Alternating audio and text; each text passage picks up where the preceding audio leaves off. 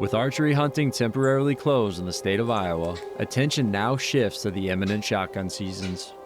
During this time frame, late running activity isn't out of the question, with those who weren't already bred potentially returning into an estrus cycle for another window.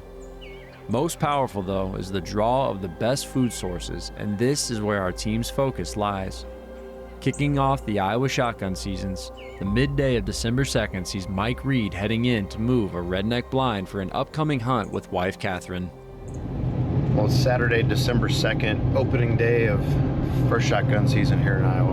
Unfortunately, I wasn't able to get out yesterday and move this blind. We have a east-southeast wind, and I don't have a blind set up for this position on the food plot we want to hunt, so I'm heading in to grab one of the trailer blinds. It's midday. I'm going to set it up. My wife, Catherine, is getting a gun tag this year. It's a landowner gun tag, so it's good for first and second season. And our primary target is going to be Anna's buck. Lots of history with them. Hopefully we can get him in front of Cat.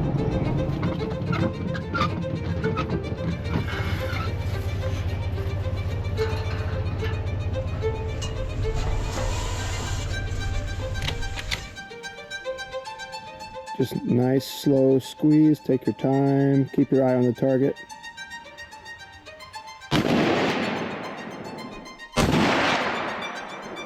That looked good. That worked. It's that one and that one, yeah. Yeah, that's good. We've been shooting up the same box, obviously, so, but that's holding the second BDC. That's 115 yards. I think we're money. Let's go. We got a dead deer. Let's do it. While Mike and Catherine gear up for the hunt, 204 miles to the south, Tyler Bellman and brother-in-law Jimmy Manaska are creatively accessing the northern Missouri woods.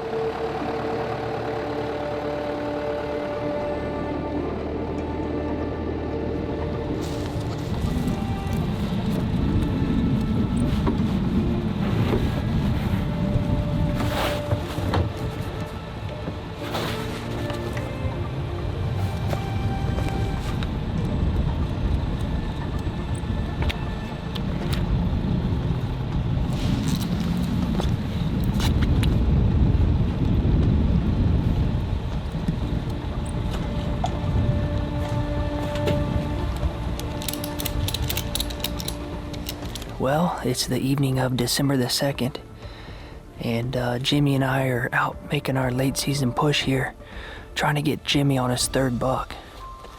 It is extremely calm today. It's overcast, and just kind of a muggy day.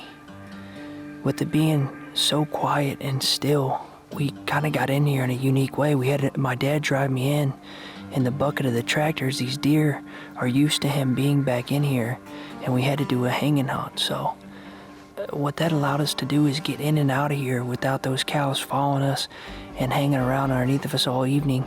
And we put a decoy out as well, so I'm sure that they would have been curious on it. But we're overlooking a lush wheat field, sitting in the edge of this cattle pasture. While we were getting set up at about 1:30, there were some does already trying to make their way out in the field, and I think that just the commotion with the tractor and whatnot, they slip back into the bedding, and hopefully they'll work their way out. But we have a southerly wind, and it's blowing right in our face. Decoy set up at 15 yards. And we got a couple of mature bucks back in here that have been using the area, and hopefully they come out to feed in this field. Maybe snort wheeze at them, do a small rattling sequence, something to maybe pique their interest and have them come over and posture this decoy. That's kind of our mentality. We can't get too close to the bedding, as we knew that we would push everything off, so we're sitting back, gonna use the decoy as the lure, and hopefully they work in here and we can get Jimmy on his third buck. But nothing better to be in a deer stand. It's Missouri's antlerless season, so that's why we're wearing orange today. But he's got the stick and string in hand, and it should make for a pretty good evening.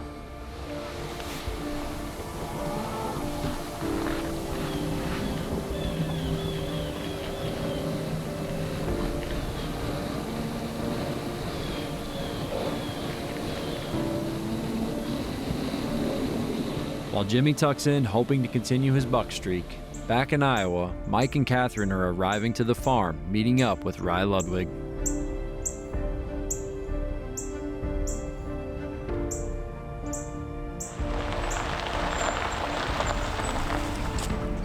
been given instructions by Anna Catherine to go kill Anna's buck. So hopefully we can get it done. It's been pretty active. Yeah, we'll see.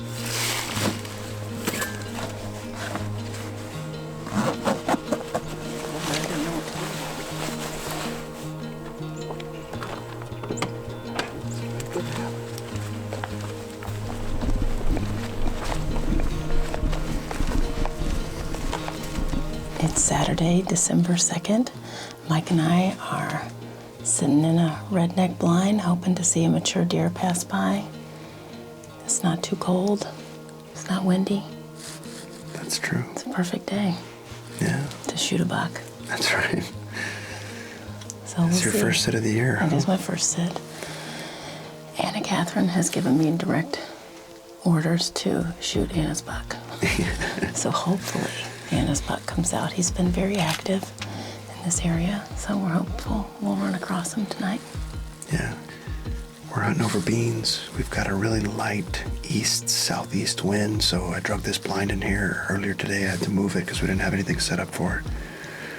And it's overcast. We had a front blow through yesterday. And we have some other targets out here too. We've got Droopy is probably the next most likely deer to see right here.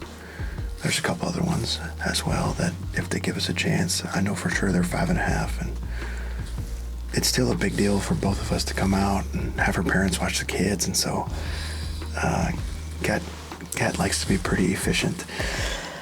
Last year she got a ham bone on the first sit, and she's usually a one sit kind of gal, so I'm trying to get a buck down as quick as possible. So we're gonna sit back and enjoy the evening, hopefully have some good luck.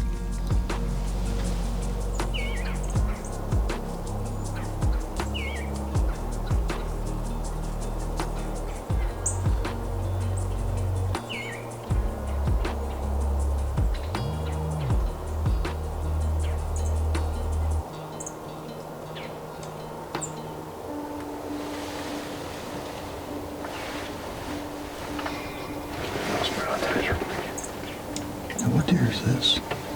I can't quite tell still.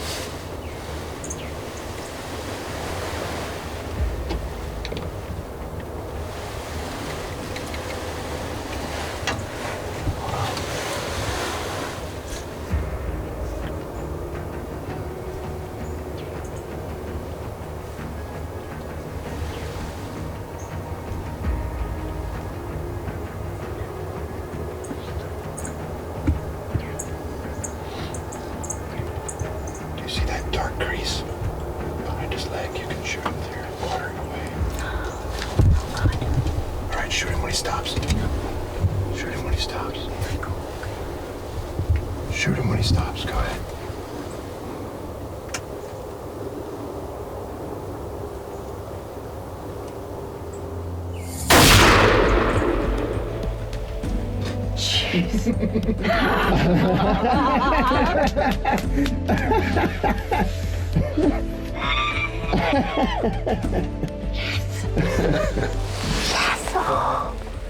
Nice work, honey. Nice work, honey. Whoa, baby. when they get a little spooked like that, they'll kind of trot to the edge, but then they stop. But then they'll stop, yeah. That's why I was like, just get ready and shoot him when he stops. Oh, Droopy. Dude, he just dropped. Yeah. Yes. That's awesome. I love it. Holy cow. Well, I'm pretty pumped. We just shot Droopy. I just shot Droopy. Yeah, you did. And he is expired, and we're gonna go pack up and go take a look at him. Yeah. I'm so excited.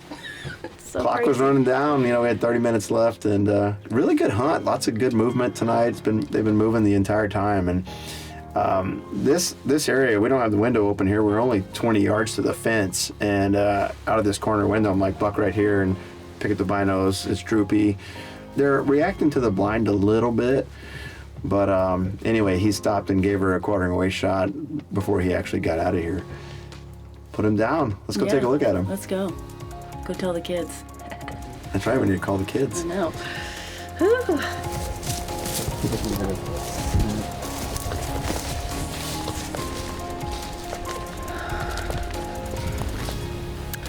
Well, here he is. Man, look at that. Look at that. What do you think? I'm happy. It's a nice Great buck and buck. He's got, quick kill. yeah, and he's a nice mature buck. Look how big he is. I mean, his body is so big. Yeah. The head, they get that Yeah. short nose look. That, like, yeah. Just The like, size of that deer's neck. I know. Hey, Dad. We just shot a buck. Let me see if You I guys can want to find see him? We'll flip the camera around. Look. Look at this monster. Look at him. Nice. Huge. Good shot. Great. Yeah, there's the blind. Yeah. There's the blind. That's exciting.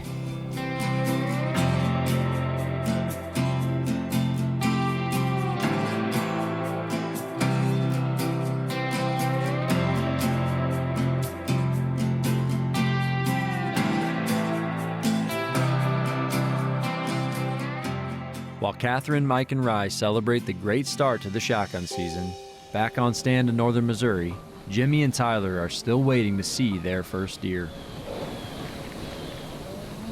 I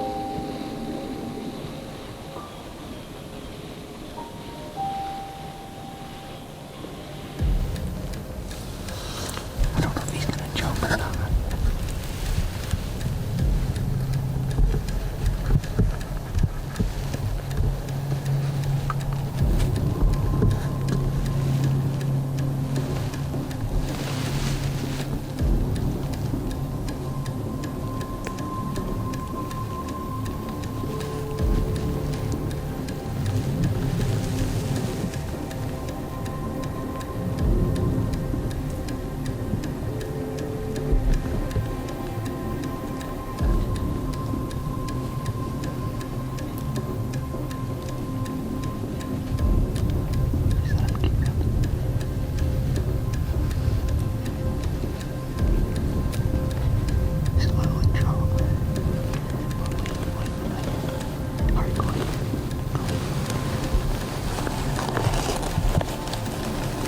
Whenever you're ready.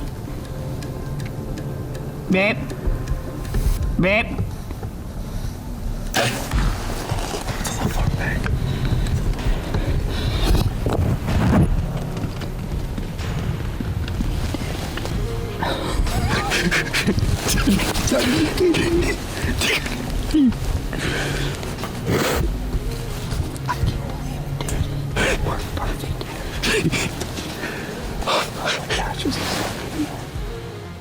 Oh, wow.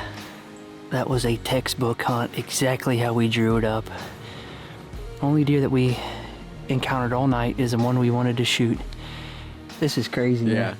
Man. We were talking about it earlier. I didn't want to say it because I was like, I didn't want to jinx it. I was like, there's no way we'll have 3 bucks and 3 years in a row on the first day.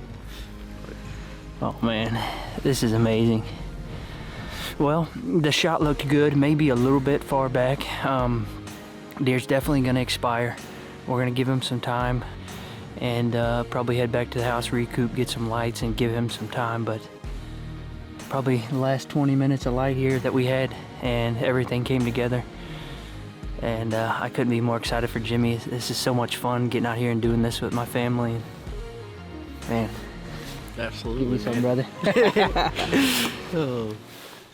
Well, it's been about 3 hours after Jimmy shot the big 7, and as you can tell, it's starting to rain here. We feel good about the shot. I could see the aluminoc down in the trees before we left there, so we're thinking at least single lung, hopefully double lung. He ran off hard, and we feel like he's hit really well, but with this rain coming, we're gonna ease in there very quiet, try not to make any noise, and at least get to that arrow and check it out before this rain washes everything off of it and see.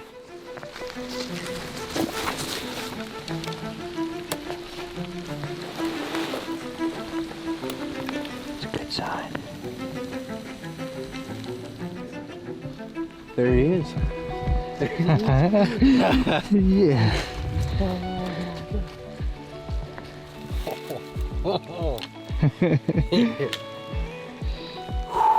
Man, that's a really...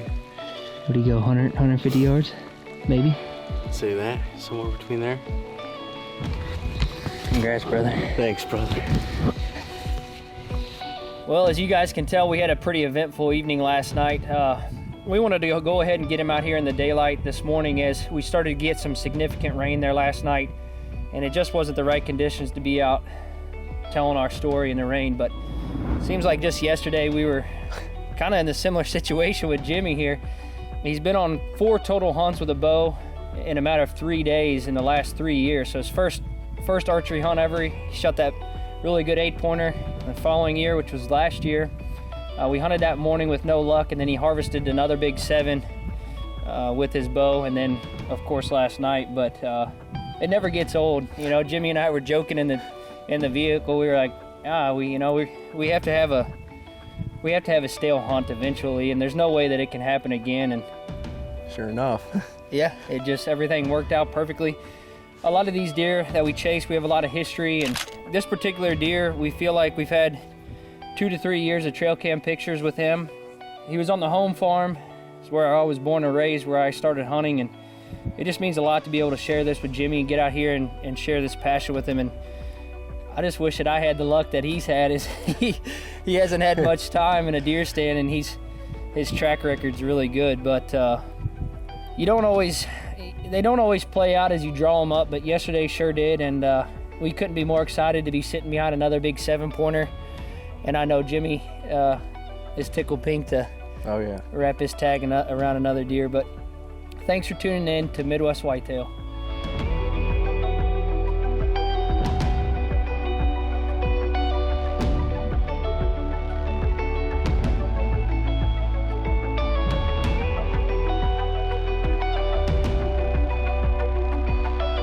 Following the continuance of the epic buck streak, 2 days later, 120 miles to the east of Jimmy and Tyler, longtime team member Matt Margrave is on stand with his bow in hand. Hunting for the first time following the close of Illinois' gun season, his hopes are high to finally get a shot. It is, I believe, December the 4th. There's some fresh buck sign in here. Look like a fresh rub in a scrape.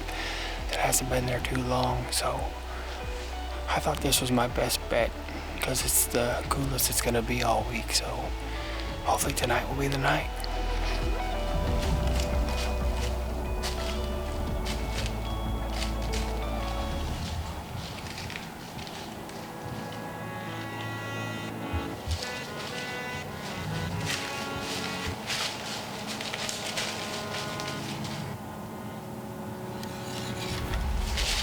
Me.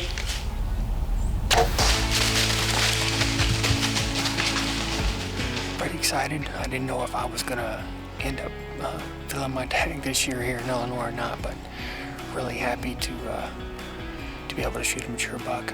Super awesome. Cool hunt. Awesome to be able to harvest a deer that you've got history with. I had multiple encounters with him last year, but glad these guys could help me. We're going to take a few pictures here, and that will be the end to my Illinois season.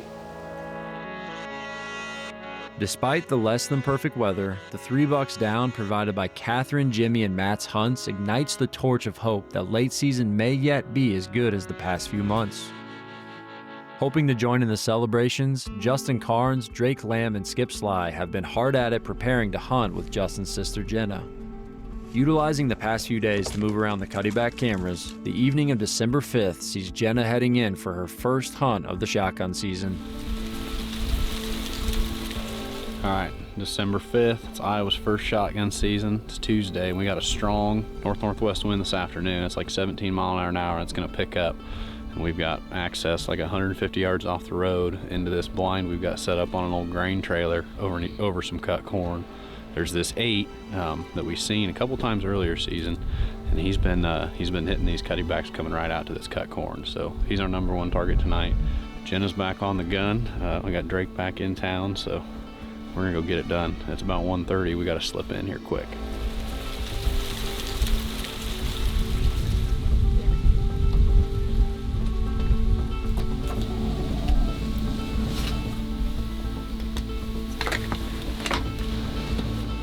Should be full.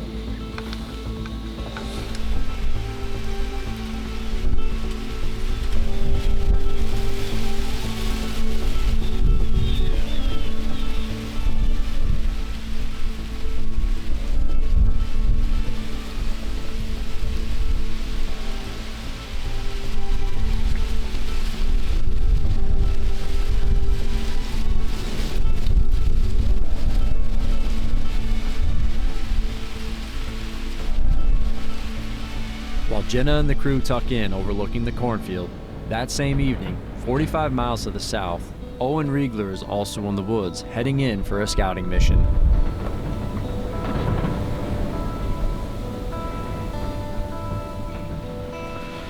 Well, we got in here super early. It was like 1:30, and I'm seeing deer already, so that's a good sign. Saw a real nice buck over there. It looked like maybe shooter size. It was kind of hard to see him through the trees, but it looked pretty nice. And then right after that, there was a doe popped out down here in the green. That's encouraging. Should be a heck of a sit. Fingers crossed, boys. Let's see what happens.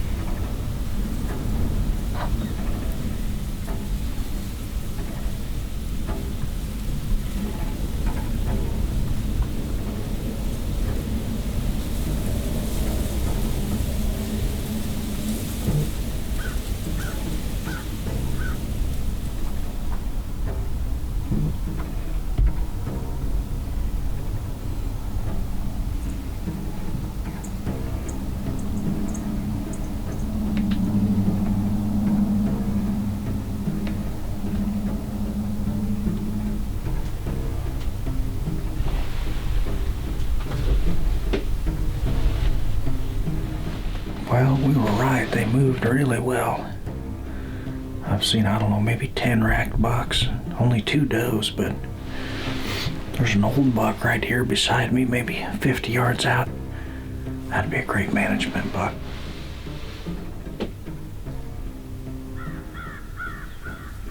Watching the buck parade continue in front of him, Owen confirms why he's so excited for the upcoming late muzzleloader season. Back on stand with Jenna, the deer are continuing to move.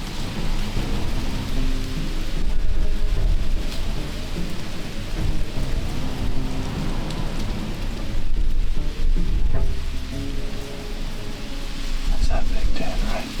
Oh, my goodness,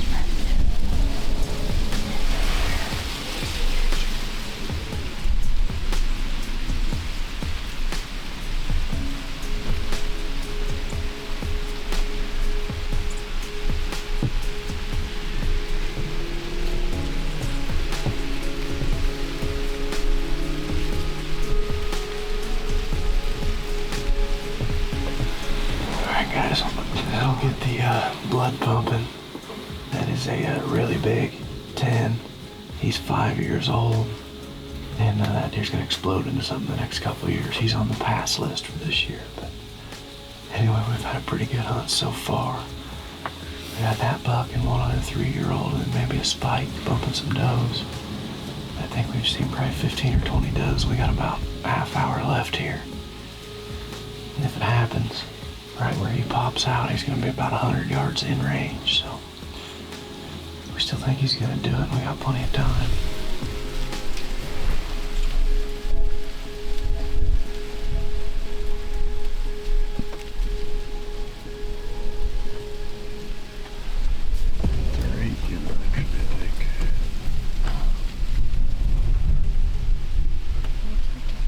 Yeah.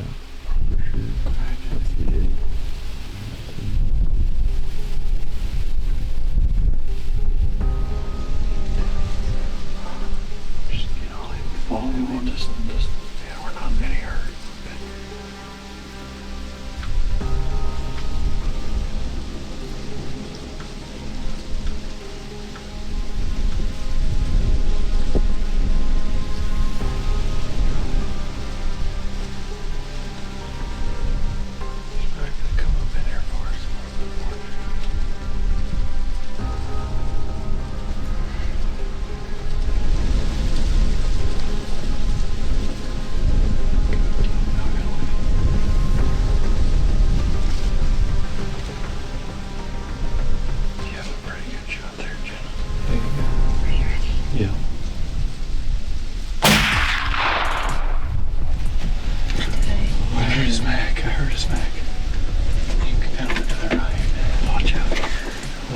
Watch it up there, dude.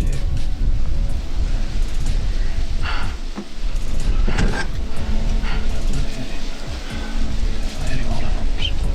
felt like I shot it in the right place, but like what happened last time, I thought I shot it like good too. Right, so that thought's in my mind.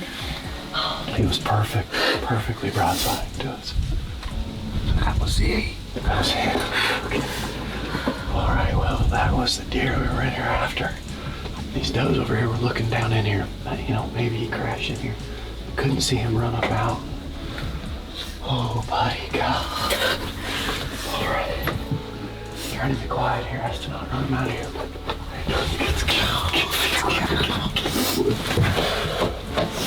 Holy cow. Oh.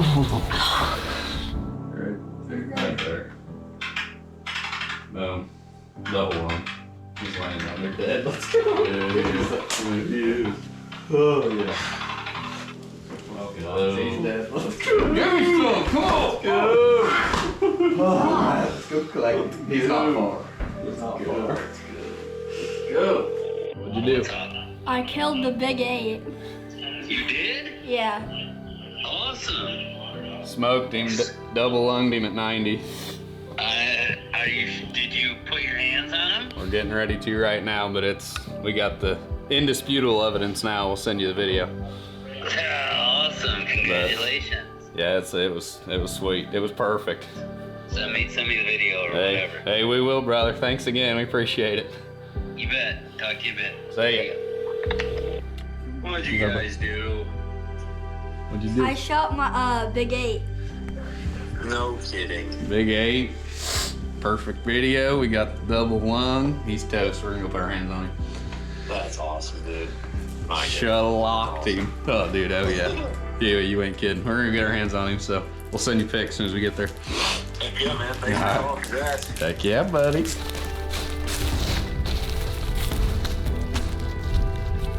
All right, guys. Well, we just made it down from the truck. We're at the side of the shot right now. We're gonna look right around here. We're gonna look for some blood. And we got a direction to travel. He kind of tucked right around this corn here. So we're gonna start looking. Oh, right there. Oh yeah, we got blood.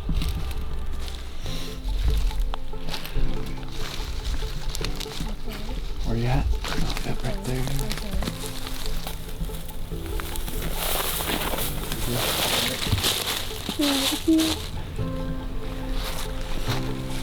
Hey. Dead deer up there. Uh-oh. Oh yeah, there's blood right there on that. Right there. You should be good now. He's right here. Look at that thing. Oh, dude. Congrats. Holy cow. All right, guys, well, that's it. He probably didn't make it, what? Probably didn't make it 100 yards down in here. It's not that far. We got him. Tag is filled. Jen's tagged out.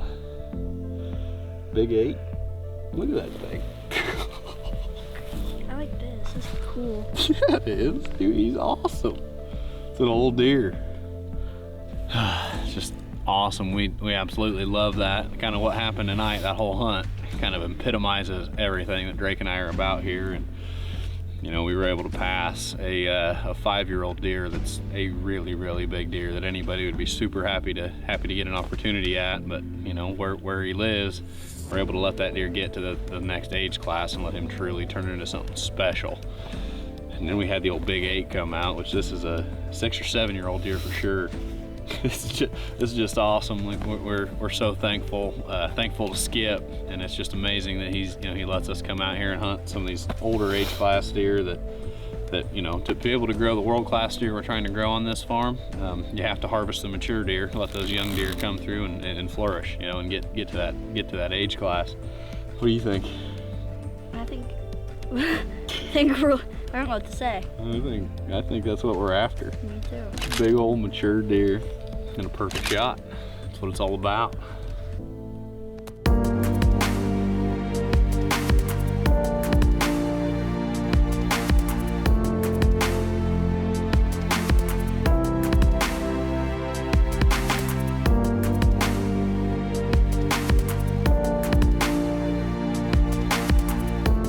Jenna's perfect shot tops off yet another memorable day in the hunting woods for the team, but the action didn't stop there.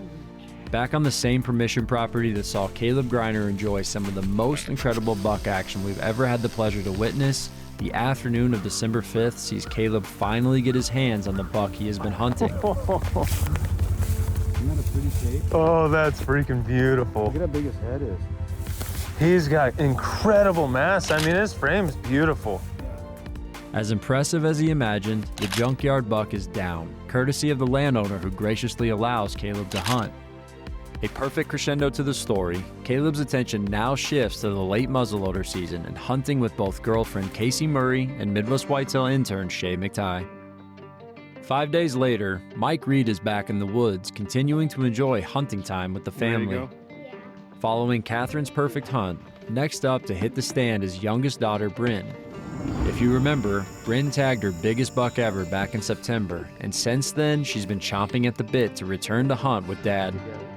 After a close call the day before, the evening of December 10th sees Mike and Bryn heading into the same field where Catherine tagged her buck only a few days prior.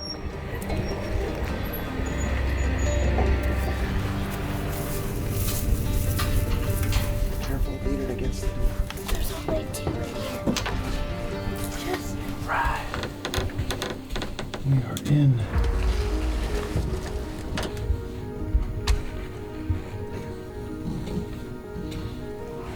You want to tell people what we're doing, Bryn?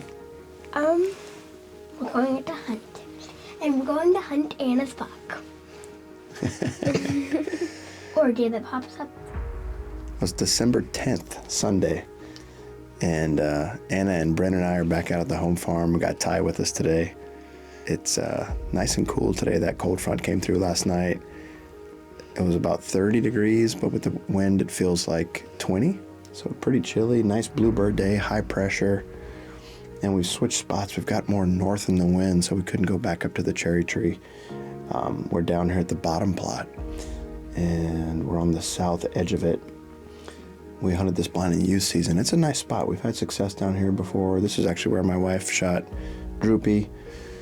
So primary target down here is going to be Anna's buck. It's a deer we got 5 years of history with. We named it Anna's buck because she found the sheds actually less than 100 yards from here.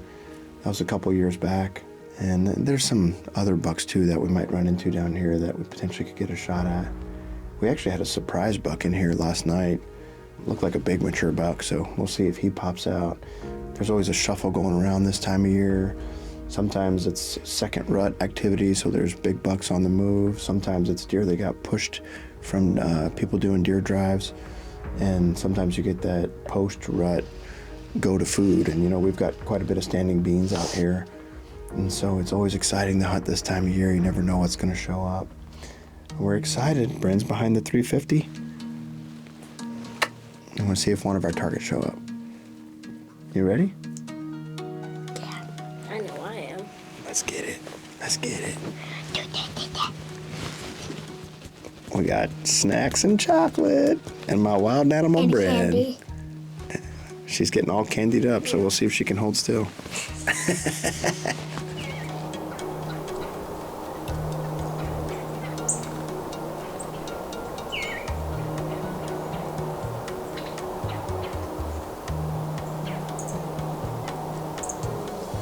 You see that doe?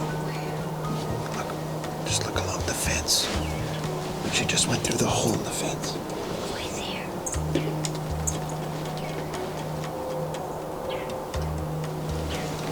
We just need the big one to come out right here, and then it's all gonna be good. Oh, buck. Oh, that's a lot of... What buck is that? Split brows. I bet that fawn's in heat.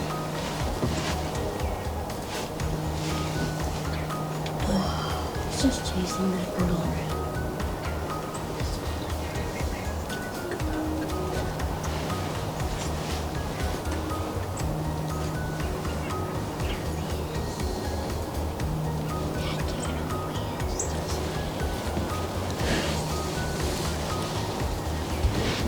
Hey, do you want to shoot this buck or not? Let me try this side of it. Oh, there's a buck right here. Okay, whoa, that's a big one. That's a big one. That's a giant deer. That is a giant deer. Okay. This is this giant deer that I was talking about yesterday. What giant deer? Right. Stop. Okay, you're good. This deer came out last.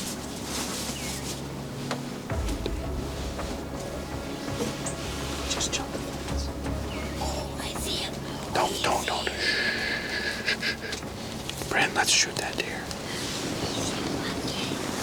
Hey, you want to kill him? Yeah, he's your lucky. Okay, quiet. Here, put your earbuds in. Now, okay, hold on,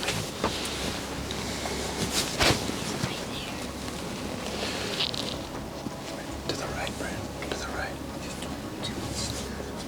Do you see him, Brent? Yes. Okay, hold on now. Is there any black in your scope? No. Okay. Now just wait a second here. Can you see where you need to shoot him? Yeah. You're gonna shoot right on top of the beans, okay? Hey, Bran. Yeah. Are you ready? Yeah. Okay, I'm gonna put it off of safety, okay? Remember, just keep holding nice, slow, steady squeeze, okay? Whenever you're ready, honey, just take your time. There's no black. Just take your time. Nice, slow, steady squeeze.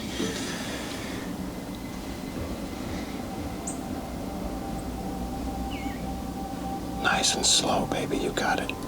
Oh, he keeps moving. Hey, wait. Are you okay? Yeah, but he's moving and it's scaring me. No, he's not moving now. He's standing still. You hold it right on his shoulder and you shoot him, okay? Okay. You got it, baby. Right on top of the beans. Just nice, slow, and steady squeeze. You hit him. I hit him? You hit him. Yep. Let's see where he goes. Okay. Let's see where he goes. I'm scared he's gonna move. Look, he's going down. Yes. He's going down. He's down right there. Right there. Oh, there's still some deer. They're like, what just happened? Brad. What did you do, honey? Oh, I'm so excited. Brent, I'm so happy. You did so awesome. That's a great shot. I was so scared that he was gonna move when I shot. I'm so happy that you got him. That is a big buck, Brent. That is a giant buck. I was shaking. I I so know like, you got buck fever. Yeah, I was like, is he going to move when I shoot? You made a perfect shot. He's down in the field. Yes! He's down in the field. He's right over there. Wait, what was his name? He's a new buck. He showed up last You night. get to name him. He showed up last night. Let's take a look at him. And he's a big deer, Ty. He's massive. That's a big deer. I'm so happy for you. Yeah. That's unbelievable. Let's go take a Brent, look you just killed somewhere. a giant buck, Let's go Brent. take a look at him. A giant buck. That's crazy. All right. I'm so excited for you. This is Rye. Right.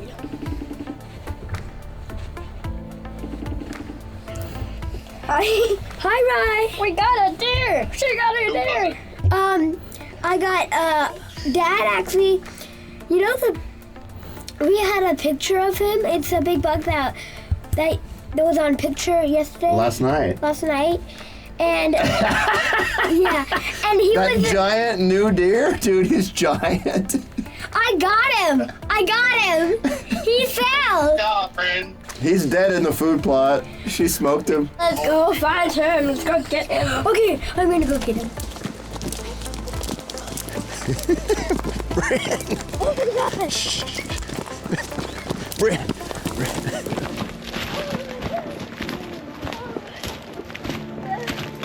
Look how white his antlers are. This is really hard. Dude, is that the perfect shot? That is such a perfect, man. That is bullseye. That is just where you're supposed to shoot. Just exactly where you're supposed to shoot. I shot him right there. Good job, honey. You had no need to worry. It's so cool to have success, you know, especially on a bonus buck. You know, this buck, as we mentioned in the blind, showed up last night, first picture, I don't recognize him. Big body, big neck, big head, just looks super mature. Wasn't sure we'd see him tonight, but figured there might be a chance, and Bryn did awesome. She got in, got focused. It was a little bit challenging with the beans kind of basically up to his belly, and she was a little bit nervous about that. Like, you know, I was like, can you tell where to shoot? She's like, yes, I can. I can't see his leg, but I can tell where. And we'd been reviewing photos of deer and kind of where to shoot and different techniques on how to find your spot. And the shot was about 85, 90 yards, and I mean, couldn't be more perfect. So really proud of her and her patience and the awesome shot she made. And then we have an idea of maybe why he's moved into the farm. When we walked up to him, he actually has a bullet hole through the front of his neck, and it's just draining a bunch of pus. And I don't know if that was in first gun or what. It doesn't look like a super fresh wound, so I would assume it's from first gun season, but right through the very front of the neck. I mean, another inch back and it would have got him, but so that might be what pushed him into the farm. Moving forward, I'm gonna have my late muzzy tag, and Bella's also gonna have one. And then we might even get my wife another tag for late season, since the shotgun tag was actually her landowner tag. So we still have some deer to chase. We're always loving getting out during the late season when the kids are on Christmas break. We're super excited to continue on and hopefully get a few more bucks down. Thank you for watching Midwest Whitetail. Awesome job, girls. I just shot the biggest deer in the world! I'm so excited right now. That's him.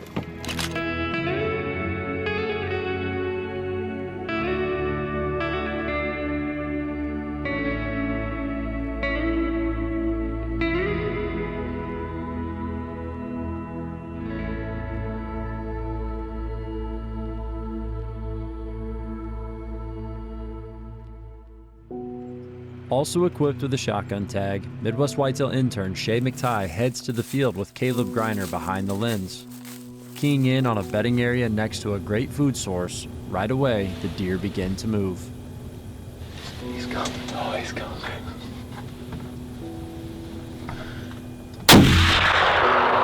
Nice. I can't stop. My grandpa would be really proud right now, man.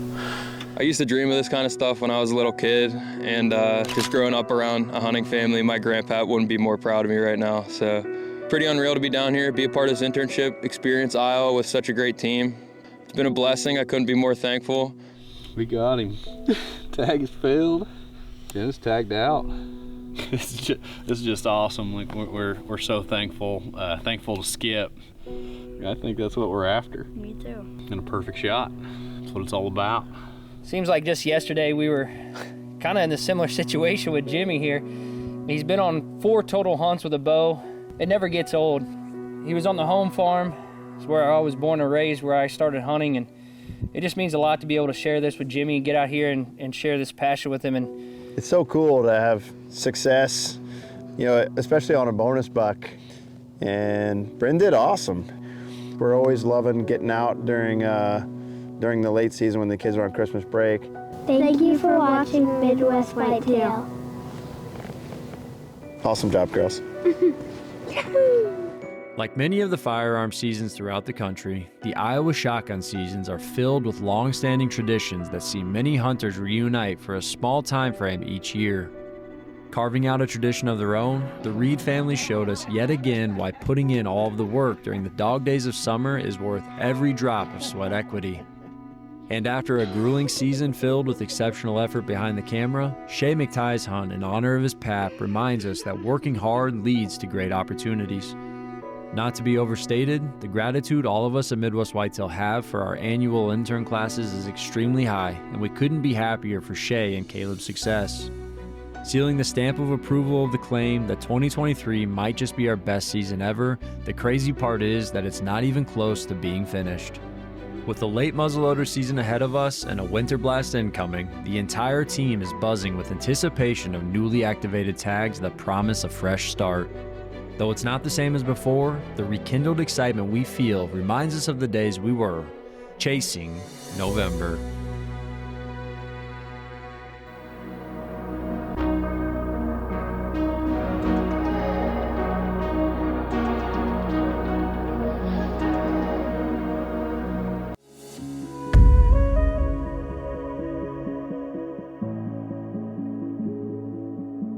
Finding success during the late season can come in many different forms, but most common is pointing focus to the best available food sources.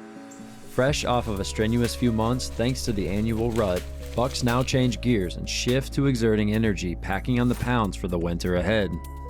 Long before now, the days spent working during the spring and summer months set the stage for the hunts ahead, but like any time of the year, success is in the details. Making an adjustment on BBA, Tyler Bellman and Justin Lubrecht moved the redneck blind on the big field they've hunted Vita on all season long.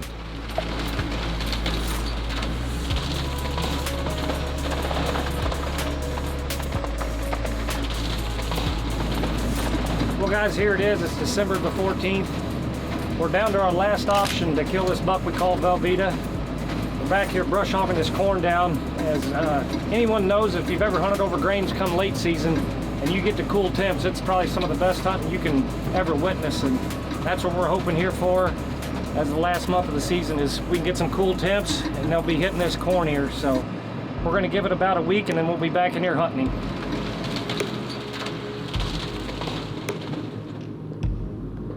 Three days later, 186 miles to the north back in Iowa, Mike Reed welcomes in the opening day of late muzzleloader season by shooting a few serious arrows on the range.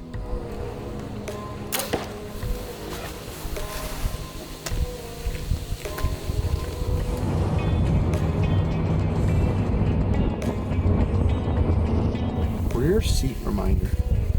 Look in the rear seat. Don't forget your bow. Yes.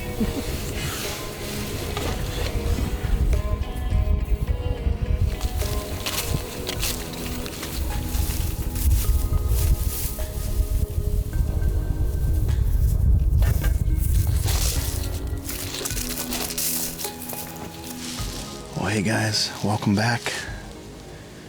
It is December 18th, the first day of the second split of archery here in Iowa. and the opener of Late Muzzy.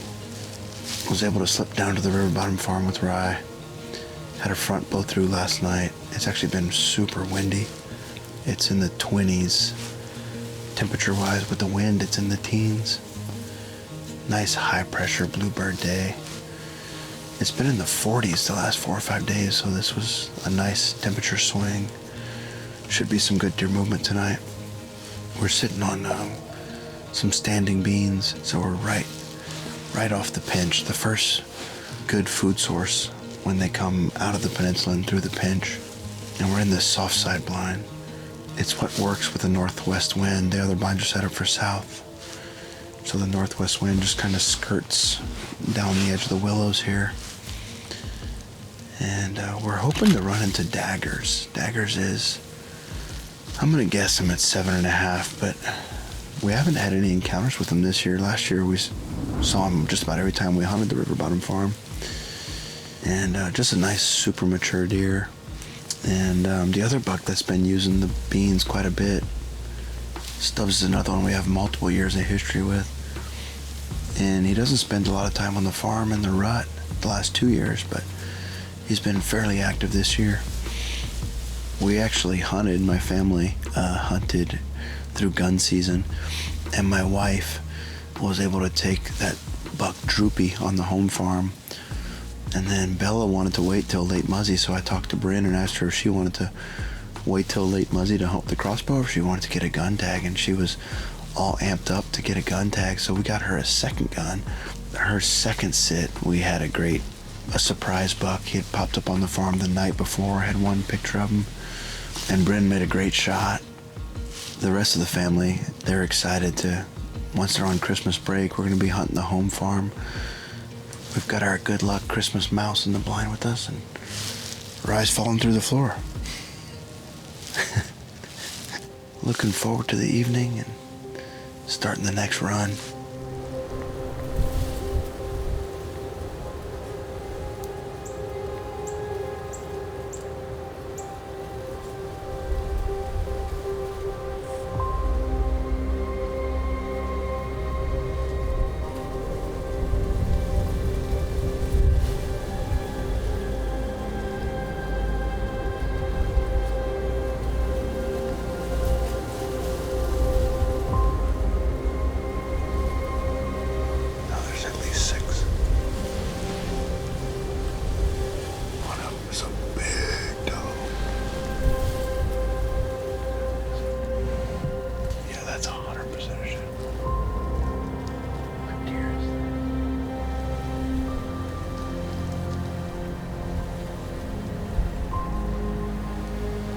He's got a Roman nose. Yes, 100% you can see the shed pedicles.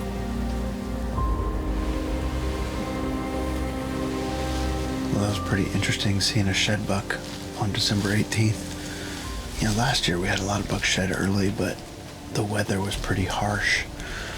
And it's been pretty warm actually this year. And he didn't look overly sick. I mean, he didn't look like he had a wound on him. He wasn't limping. He actually was kind of messing with the does a little bit, so the wind started really gusting and they all trotted off. So I don't think they went very far. I think they're just right in the timber there. But we have about an hour and 15 minutes left to go, so we'll see if Dagger shows up.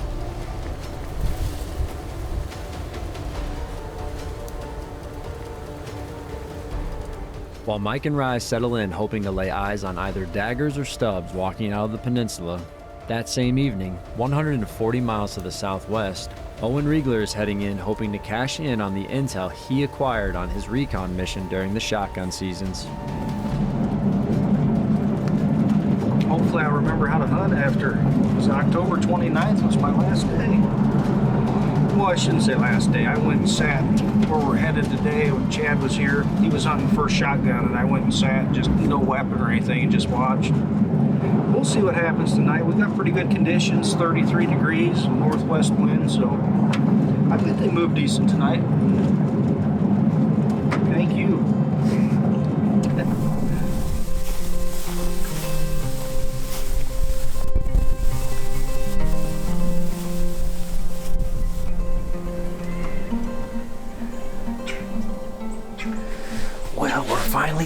at it, guys. Pretty fired up to be back out here. It is December 18th. This is the first day of late season. And I've been to this farm once all year, and I wasn't even hunting.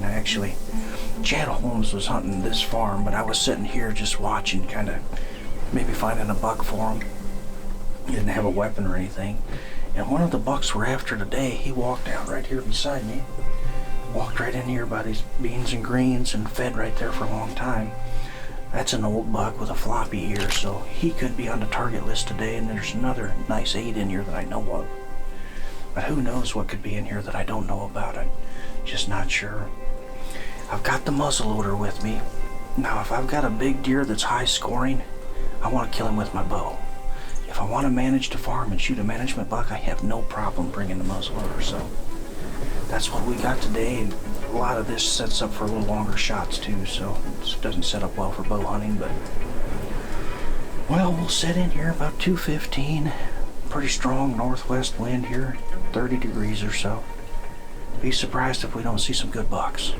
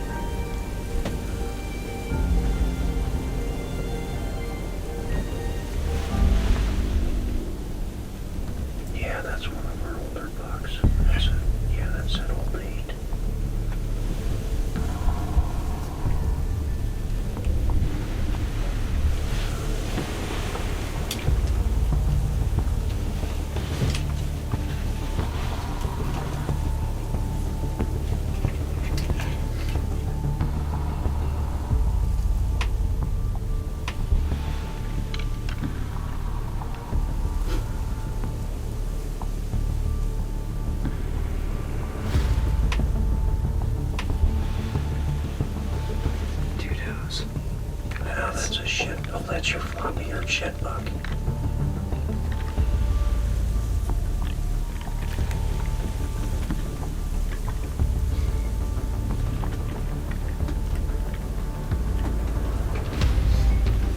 He's back at the old rubbing post. Is that him? Yeah.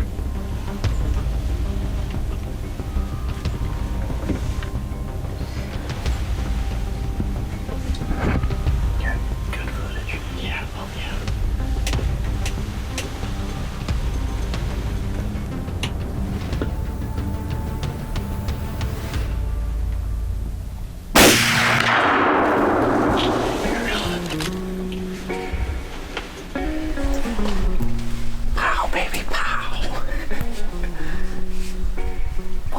That bullet hit good smack. Just love to manage the farm, man. A lot of times I'd rather shoot a management buck than a high scoring deer. Because if you don't get a high scoring deer, you have a chance to pick their sheds up and then hunt them the next year. This season is just crazy. I mean, what the heck? Like every time I go hunt, I see one of the shooters I'm after. Never had a season like that. I think I've hunted, what, maybe 8 days total? That's just ridiculous. Sometimes it's just meant to be, you know, this season is just meant to be.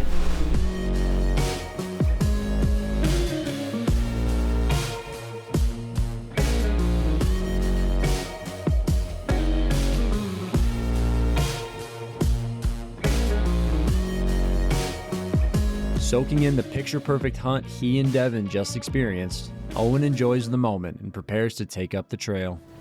Back on the river farm, the deer are continuing to pour into the beans from Mike Reed.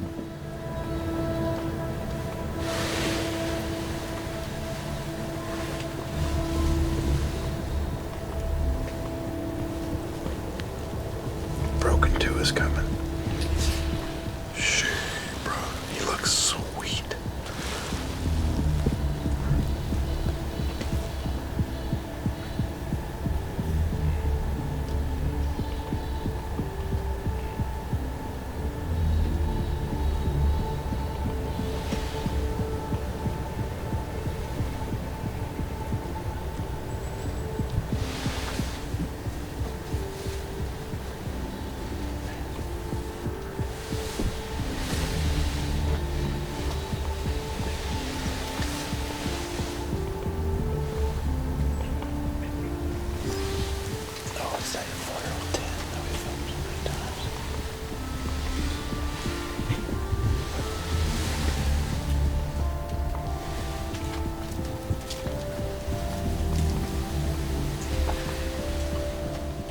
Well, we just made it back to the cabin.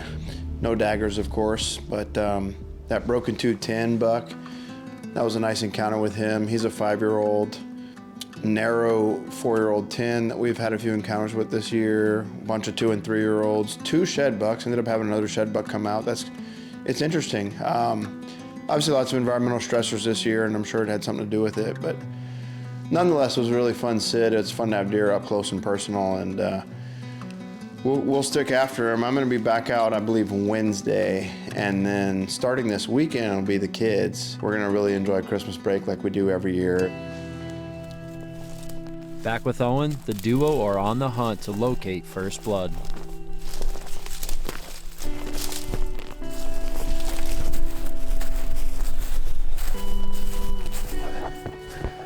He was just standing right here, just off the side of that rubbing post, just stood there like a statue. So about 100, 110 yard shot. So I think he's just right here. I want to say he was right here. Yeah, that's blood. Well, I got something better than blood right here, Devin. Yeah. Devin's on blood, and I got a whole pile of blood right here.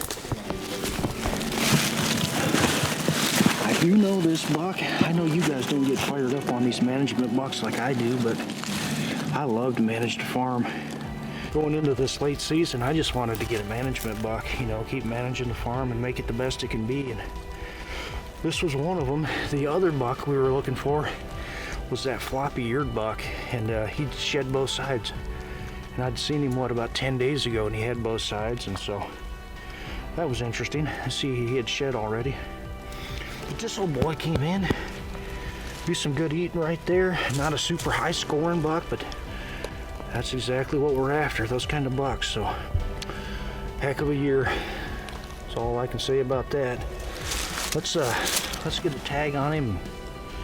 We can just about drive right up here to him. So, thanks again for joining us, guys. I appreciate it. Like Devin said earlier, if that ever gets old, just go ahead and bury me. Too awesome. Officially out of buck tags, the following day sees Owen soak in the once-in-a-lifetime season by heading in with Devin for yet another hunt. Owen's got a doe tag, and Devin's got the buck tag. Well, Devin's gonna be hunting today. I know I've got the gun, but we're just going in, he's filming. I'm gonna switch and film once we get in the blind, but for now, I've got a doe tag, so I'm just gonna go back in there and set up, and we'll see what comes out. This is a farm that I haven't hunted before. This is the second season owning it, and I still haven't hunted it, so it should be interesting. Let's go give it a whirl.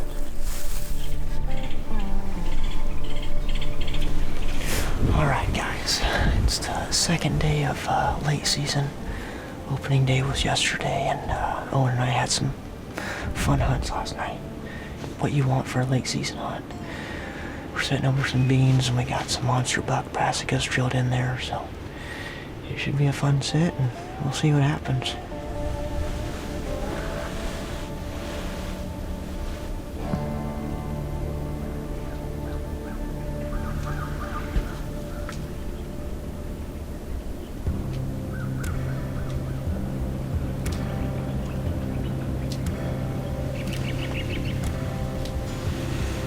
With the young buck already on the field, Devin and Owen's anticipation is extremely high. That same evening, 60 miles to the north, Justin Carnes and Drake Lamb are also hitting the woods. Utilizing a similar access strategy as Owen, the duo sneak in on the mowed trail.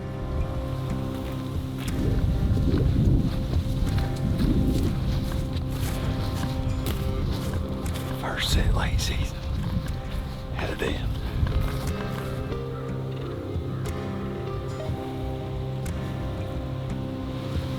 Alright guys, it is December 19th.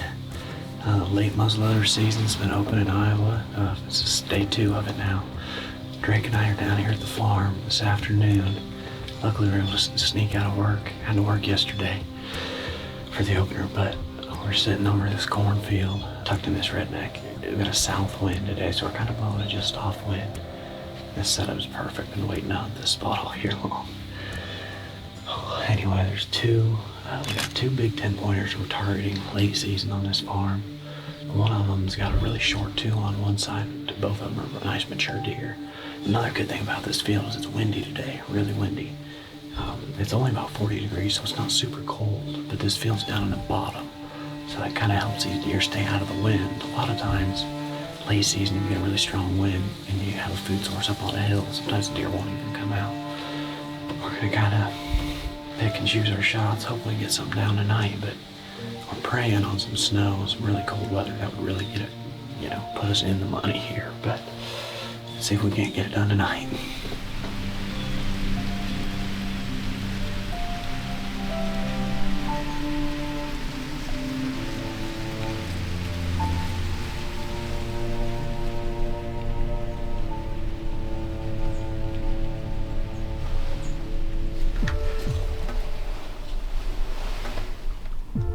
That's it, man. I'm 99% sure. It's like a 5-inch too. Yeah, that's it. That's gotta be it.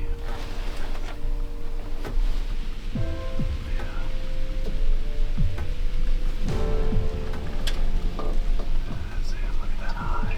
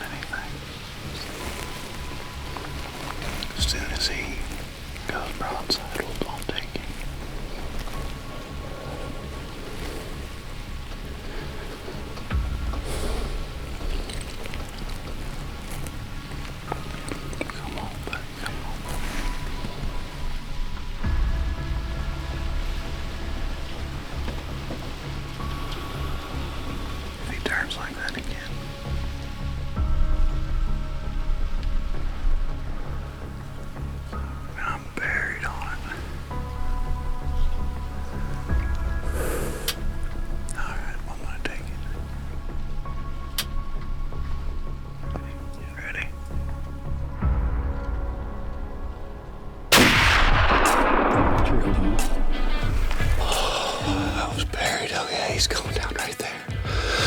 Oh, he's down right there. Oh, he's down, dude. He's down. He's down. Oh, dude, I'm moving. Let's go. Yes. Oh, my goodness. Dude, we smoked him. He didn't go 60 yards. He's right there. Holy cow, he made us wait for it. That's one of the 2 big mature 10-pointers we were in here after. He's got a short 2 on the left side and a long 3 on the right. We hunted him early season. He came in, he was the first mature deer in the field. Came to 90 yards. We were on him, and he just stayed there.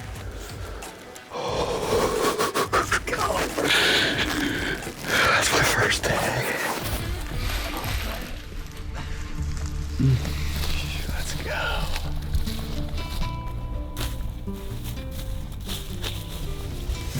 Oh, man. Oh, heck yeah. Dude, look at that eye. Oh, man. He's a tank. Man, that feels good. All right, guys, well, we got this big boy tagged up. This was one of the deer we were looking for out here, and we've spent a couple different days out here moving some cameras around, getting some of these spots set up, moving blinds to try to locate these deer, and this is one of the ones we were after. And it's awesome to have it all come together like that, and it's cool. We were able to watch that deer for like 25 minutes right out here in front of us, and as you guys can see here, these are his hip bones. After 6 weeks of the rut, these deer get run down, and they're putting that feed bag on here in that late season. That's going to be pretty much our plan hunting wise for the next 3 weeks. We got a couple of spots, Project Farm, Home Farm, and a couple other permission farms. And then Drake's up next. His late muzzleloader tag is also yet to be filled. So this is the second day late muzz here in Iowa. We got about 3 weeks left, and we're gonna be giving them heck.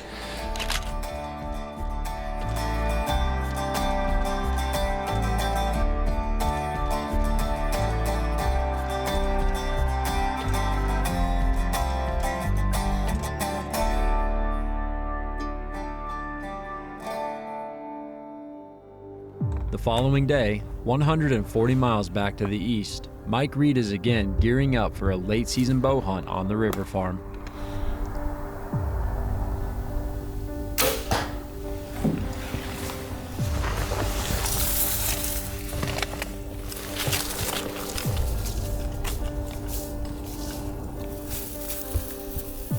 Hey guys, it's Wednesday the 20th, and I've lost my voice since we hunted on Monday.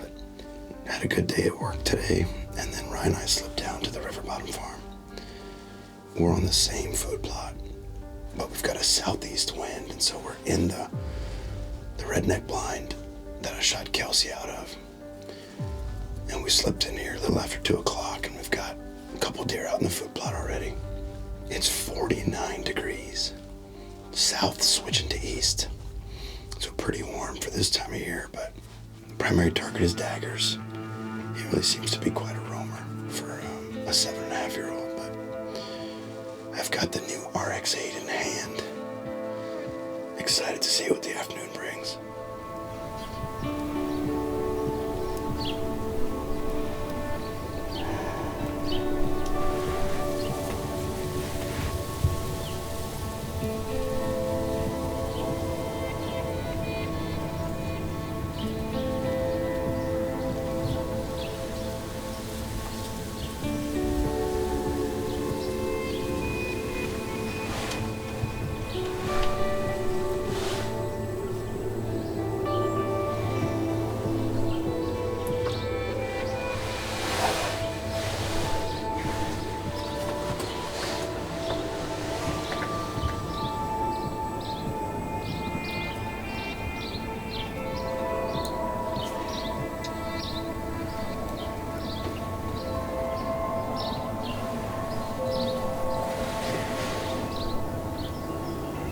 Pick your head up, dude. And they're piling out over there.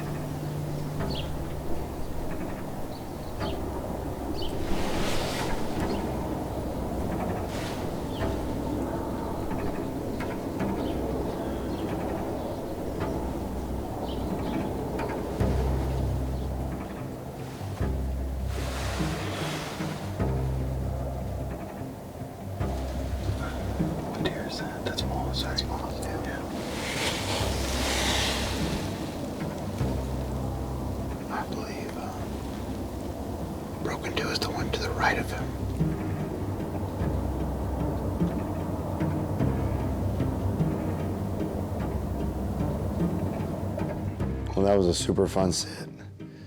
I mean, for 50-degree weather, we had nonstop action for 3 hours.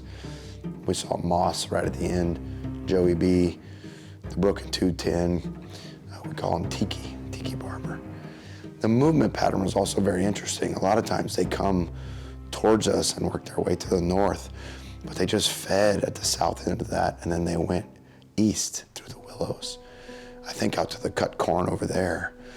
Really enjoyable sit though. I'll catch up with you guys on the next one. Hopefully my voice is better then. It's bad.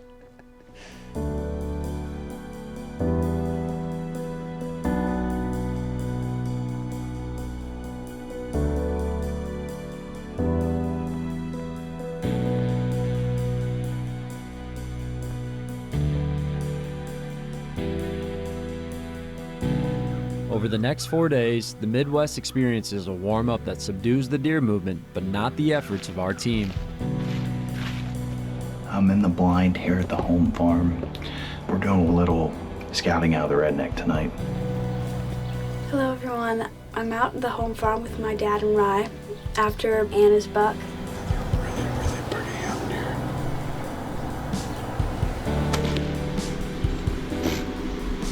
That'll work.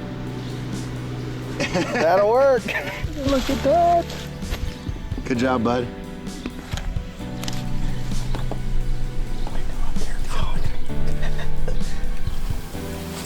Most notable over this stretch is the arrival of the wintry mix over the Christmas holiday that drops rain and snow on and off over the following days. Fresh off a move of the Mobile Command Center the evening before, the afternoon of December 30th sees Zach Rosmus headed back to Area 52 with his Hoyt in hand.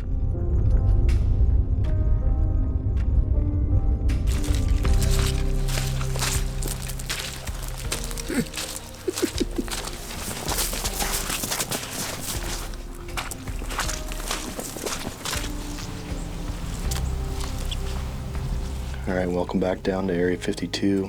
It is the 30th Saturday, and we are back in the same spot that we were last night. We came back down to the Mobile Command Center. I really wanted to go over the Goat Hills tonight, but this is going to sound like a repeat theme that I talk about a lot. This was the lesser of two evils with two level B roads, where this is a little bit easier to access.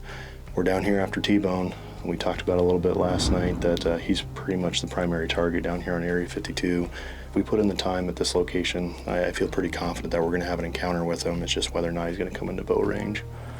But similar conditions to what it was last night.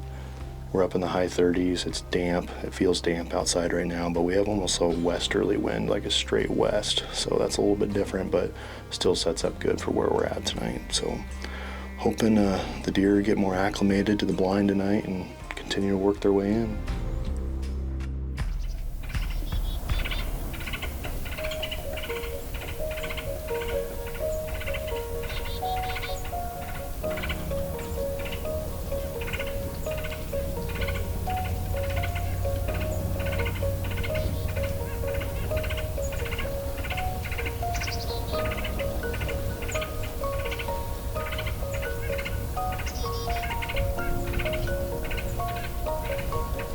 As Zach and Ty settle in overlooking the large muddy cornfield in front of them, that same evening 50 miles to the north, Mike Reed and co. are just arriving at the farm with a bit more snow cover remaining. What are we doing, Xander? Hunting. We're gonna go hunting? You excited?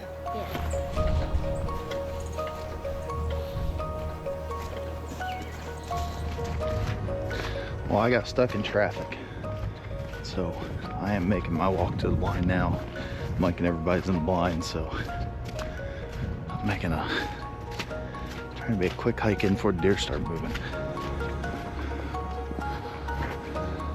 What's up, buddy? Sorry.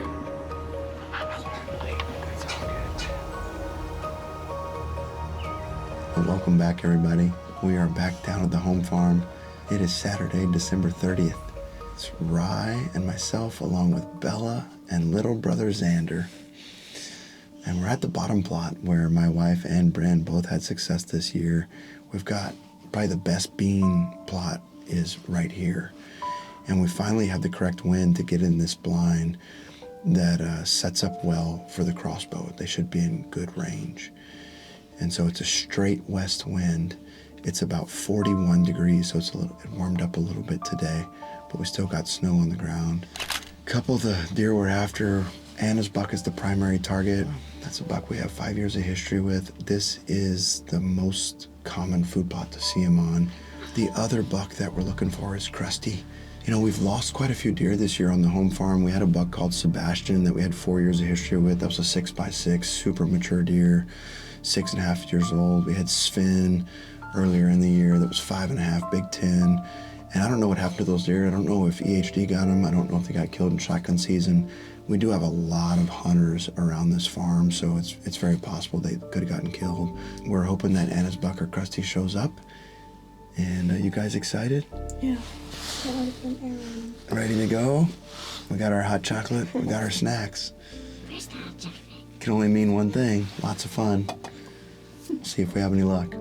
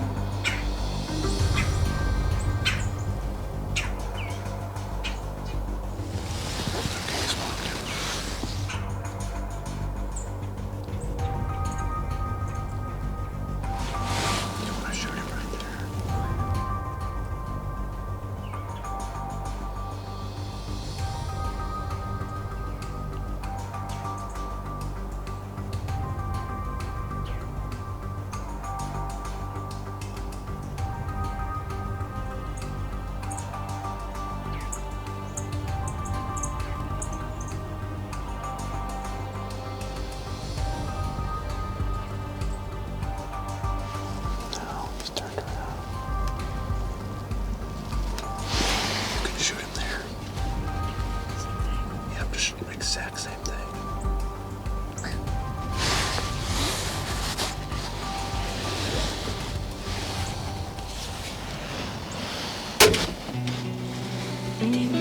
He's bleeding good. That's a good shot. Yeah. It might be slightly back, but I think he's gonna go down over there.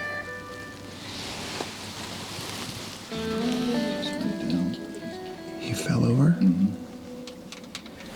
All right. I'm so proud of you, honey. That's an awesome buck. Another bonus buck, actually. I mean, that's a buck that we got pictures of recently. It's not one we had on the farm all year. He's super mature. And the heavy 10 we've been referring to him as. And I wasn't sure we'd see him, but he came out early. Yeah. And he made you wait. He made you wait a long time. He started walking towards us, but he kept on going back and forth, and I never really got a good hold on him. He's pretty focused on eating, right? Yeah, he was really focused on eating. And he worked some of the licking branches along the edge of the field. He made a scrape, and I got really excited, and I really wanted to make a good shot. We're actually gonna sit here till dark. We're just gonna let things settle down. Since the hit was a little bit back, and I'm just gonna let him lay there and make sure we don't kick him up. Yeah.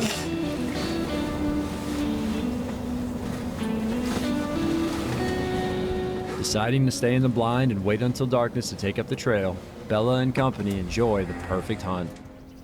Back on Area 52 with the sun setting, the deer continue to pour out of the hardwoods into the big field.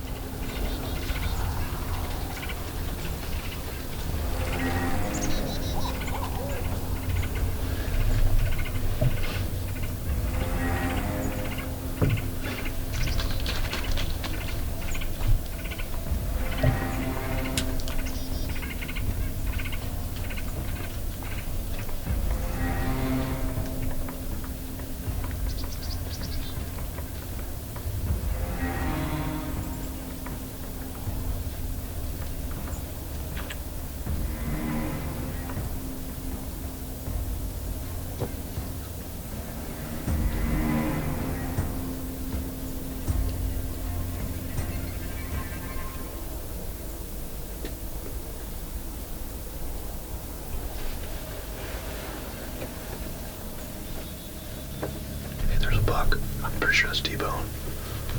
Straight west. Oh yeah. Take it easy. Pretty sure that's him, dude. That looks an awful lot like him. If he looked this way, I can tell you. That's him, dude. Yeah, that's him. Yeah, that's him.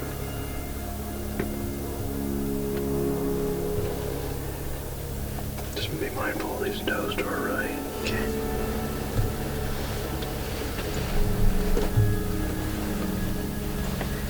He turns left over there. There's two. The other one's down here, but that's it. Everything else is right in front of him. He's walking. There's another buck pushing does right out in front of us. She just quiet and paid for him.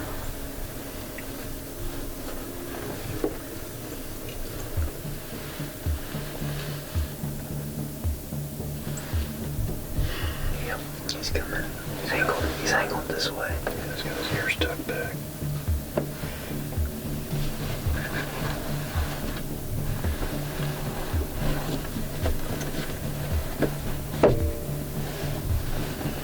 God, she looks big.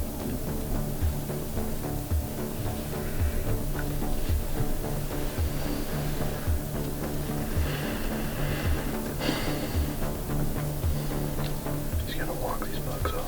Yeah.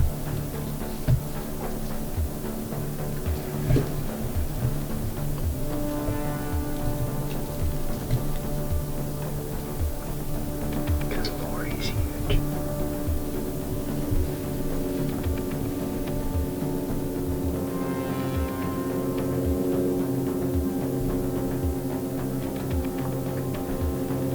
Literally right in front of the camera.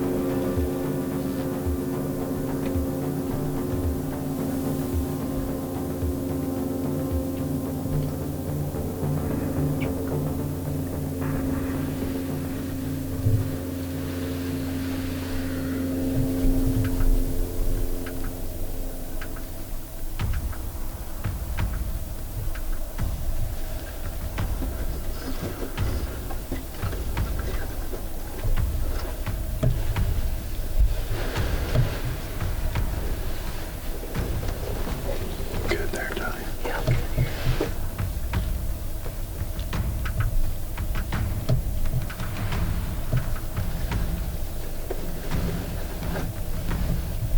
When he turns, Ty, I'm gonna shoot him. Okay.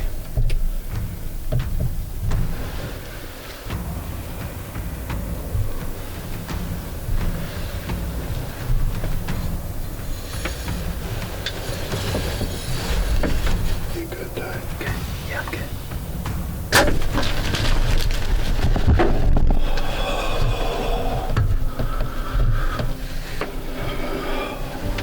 Man, Zach, you smoked him. I think it looked good, Ty. Yes, sir. Golly. You can feel the blind shake. I haven't been shook up like this in a long time. Man, that just took it out of me. I don't know how many minutes he stood there and just right at us, but we're like legitimately right at legal shooting light just now. The shot looked good. I think he made a big kick, and he made that death run right afterwards, which of course I'm gonna wanna look at the footage right away before we dive into it, but it looked good. Oh man, I'm shook up. That's a fun one, Ty. Oh, you dude. Let's go. Let's go. Oh man. Dude, I just shot T-Bone. Shut up. Yeah, dude, I haven't been this shook up probably ever. Like, No way. Yeah. How big did he want to get 30 yards? Oh, jeez.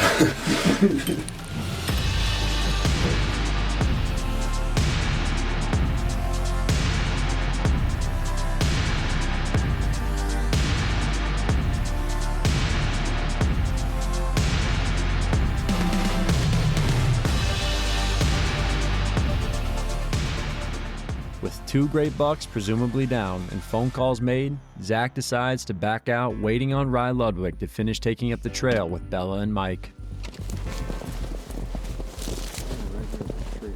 See the blood? Yeah. In the snow? Look at the exit. That's a lot of blood.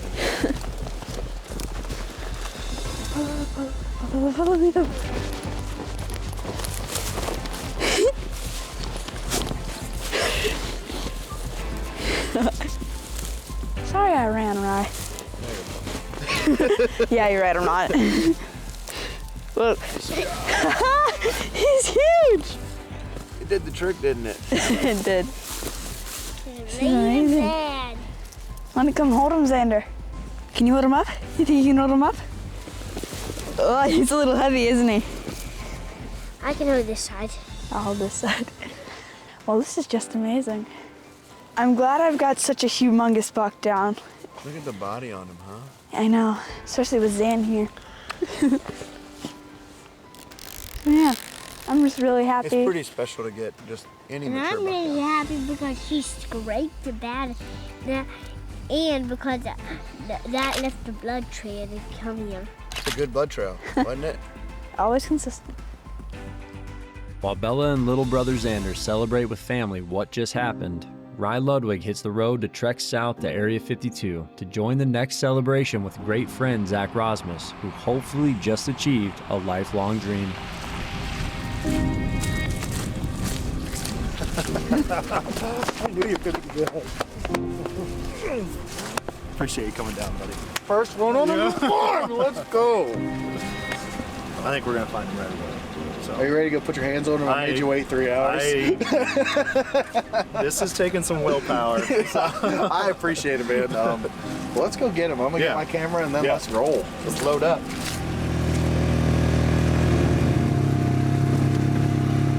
Well, it's been a couple hours since the shot now, and we're just getting back out to the arrow. We actually had plenty of time because Rye had some success tonight too with Mike and Bella. So we're getting out here, and it took a little while for him to get down here. We went in and got something to eat, got Rye something to eat too, and excited to have him down here with me. You know, he's been somebody that's part of my story down here. It's always good to have friends with you when you pick up these track jobs like this. So I'm optimistic that I think it's going to be a short track. There's blood there. Pretty much a walking blood trail.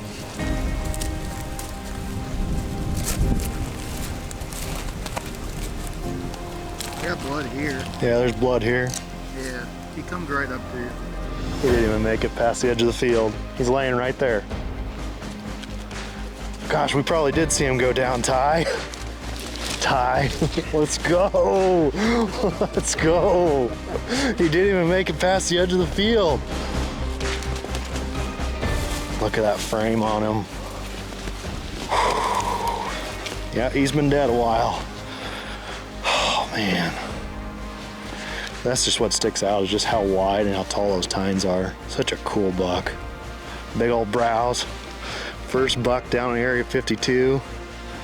He's a cool buck for sure. Gosh. Well, it's the next morning. It's December 31st, and we're down here on Area 52. And last night was a special night.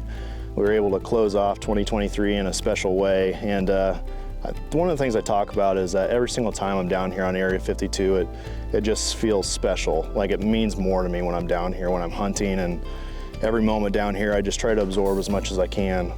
I can't remember a time where I've been that shook up. You know, honestly, when I was sitting there, even obviously it was a long encounter. You know, he's standing out in front of us for such a long time, but I just went through that roller coaster of emotions, and we always talk about that, but last night it was just even that much more meaningful, because this buck also symbolizes my first landowner tag being punched down here on Area 52.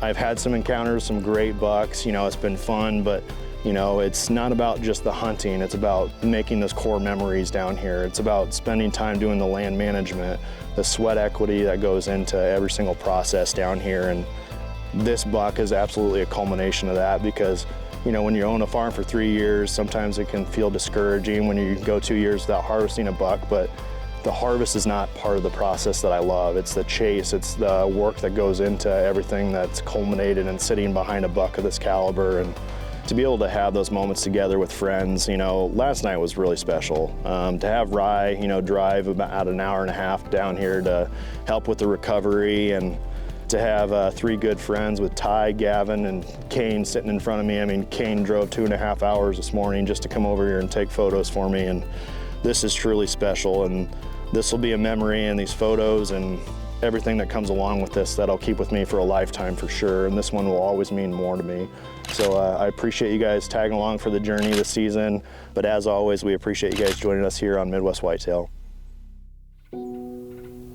Owen Riegler, Justin Carnes, Bella Reed, and Zach Rosmus weren't the only team members to have a great hunt before the new year.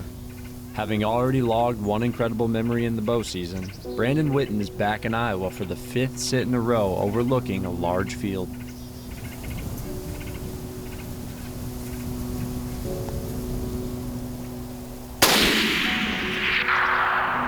He didn't hardly leave the field. Oh my goodness. He showed up here at the end of the season after gun season. He was a bonus buck, and just tickled to death to finally get it done with the muzzleloader late season here. That's exactly what we're after, those kind of bucks, so heck of a year. That's all I can say about that. Like Devin said earlier, if that ever gets old, just go ahead and bury me. We've spent a couple different days out here to try to locate these deer, and this is one of the ones we were after. And it's awesome to have it all come together like that. And after, you know, 6 weeks of the rut, these deer get run down, and they're putting that feed bag on here in that late season.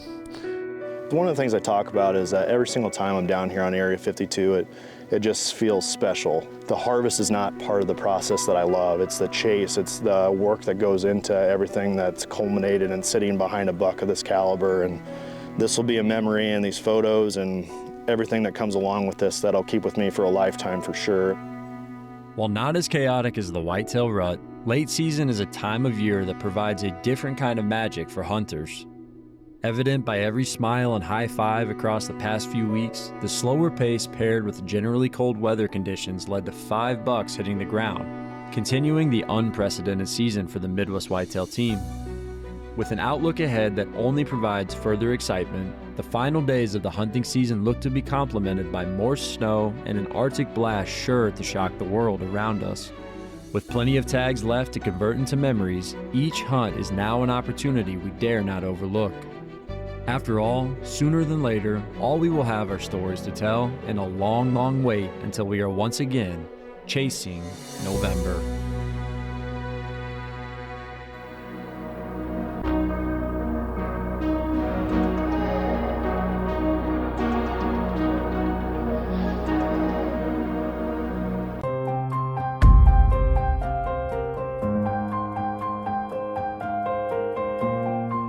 Following the day that saw both Zach Rosmus accomplish a lifelong dream in the form of filling his first ever landowner's tag and Bella Reed tag another great buck, New Year's Eve rings in with a fresh snowfall.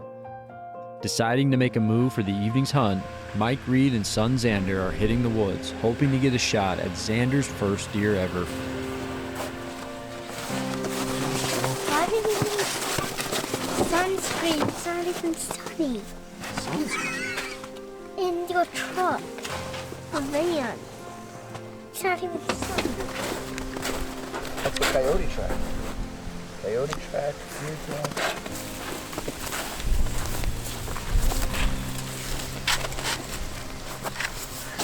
What'd you find, buddy? Hold it up for me. Hold it up. Look at that.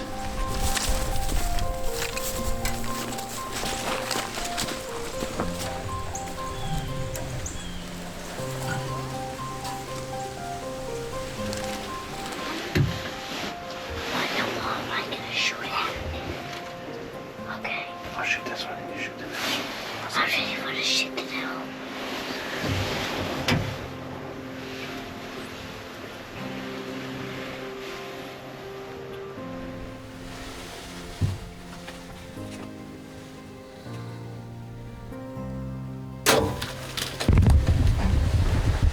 Don't go down right there. She go down. She go down.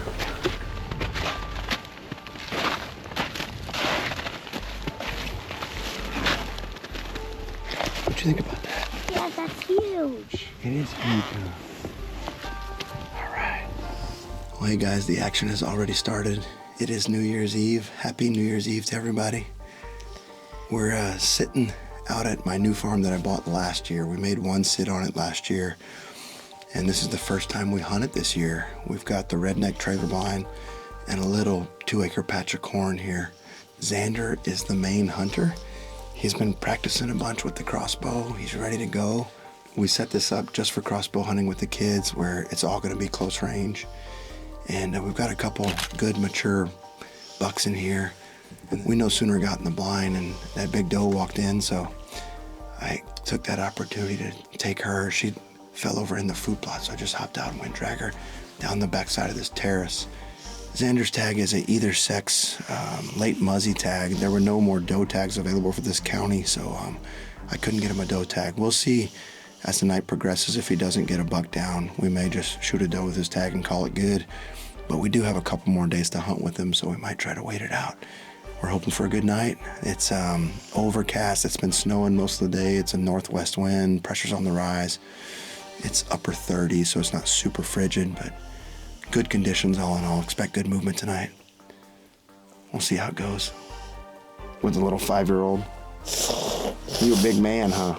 You want to be the youngest one to shoot a deer in the family? I'm not the youngest. You're not the youngest by a minute, huh? But you'll be the youngest one to shoot a deer, huh? You want to get your first deer? You gonna set the record?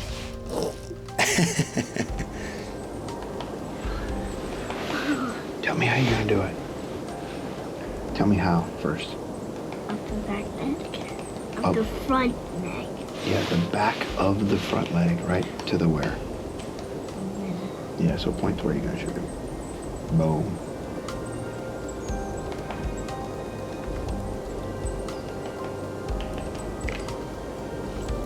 Shoot them.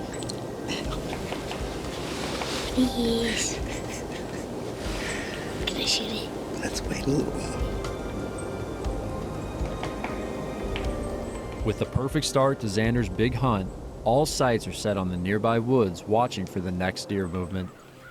That same evening, continuing her season-long quest to fill a buck tag, Casey Murray is also heading to the woods. Accompanied by boyfriend Caleb Greiner, the duo sneak into a perfect late-season setup.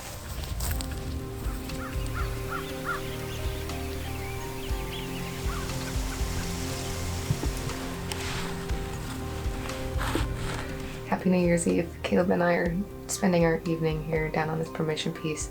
The past few years we've hunted during late season. There's a few good bucks that we've been seeing on the cuttybacks down here on this farm. For the past week, Caleb and I have been hunting pretty hard, and what we noticed is that these bucks are still pretty interested in these does instead of the food. That being said, we're sitting down here on this corn plot and it's out of the wind. We're just hoping we'll catch one of these mature bucks walking by. It's gonna be really windy this afternoon, 15-20 mile an hour wind. And we were trying to find pockets, areas where this wind would be cut down a little bit. And where we're at is one of those spots. So there's 2 or 3 really good mature bucks that have been flowing through here, a couple really good 8 points. If any luck, one steps out. Casey's kind of due, aren't you?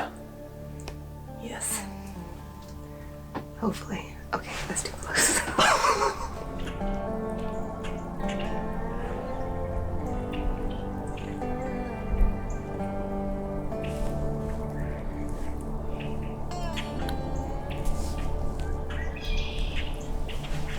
There's a couple in the back, right?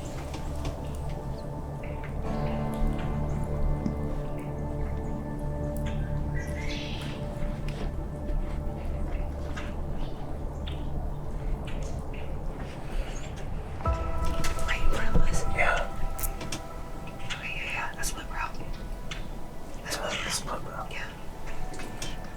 Just double check. There's a lot of trees in the way.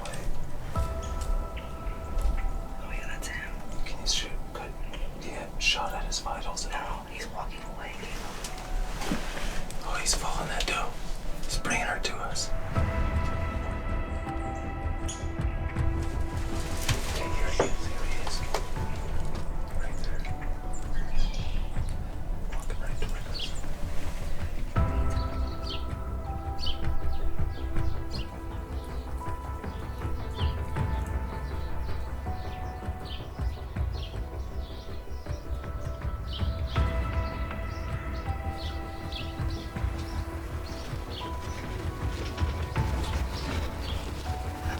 Yeah, that's fine. Oh wait, no, he's on Brad's side.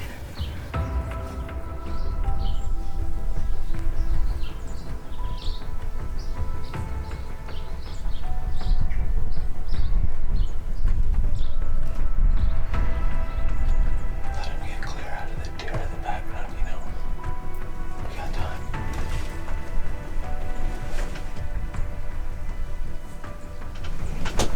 Yeah, you ready? Yeah.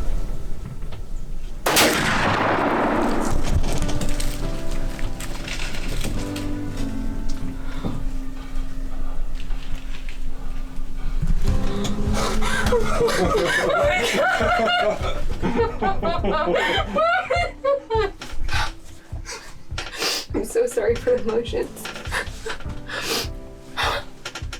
So much work. Past 2 years. I'm in a cloud nine right now. I'm so excited. Thank you. Bro. That was a lot of deer. I can't believe it happened like that. You literally watched him for so long and he just came right down. What was he, 50 yards? Yeah. Dude, I gotta, can I call? Yeah. Hello? Mom, I just shot one. Good girl. He's down. I watched him go down. You've been waiting to do this all year, haven't you? Past 2 years. Look at the body on him, Caleb. I'm so excited. Well, guys, it's still a surreal moment that I'm sitting here, but just reflecting back on this past season, bow season, had a lot of highs and lows, close encounters. I've been so thankful for Caleb being able to sneak away a few times with me and just be there with me during hunting. I wouldn't be here if it wasn't for him, but I'm just super grateful for Caleb and the landowner and parents, everyone else involved, to be so supportive and help me along with this journey.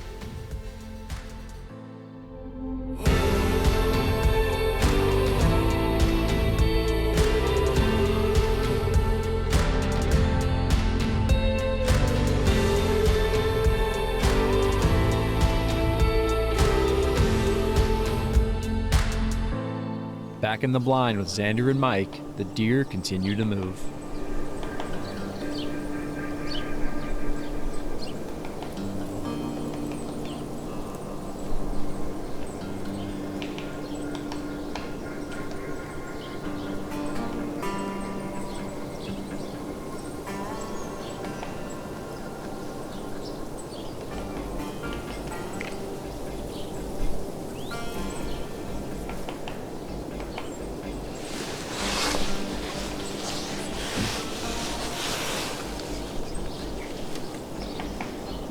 Yeah, let's shoot that thing.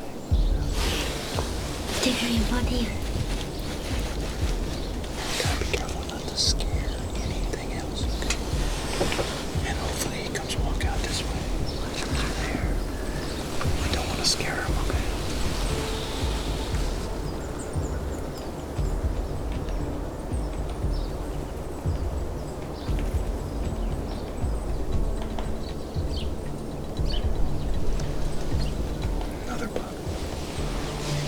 That's that big heavy 8.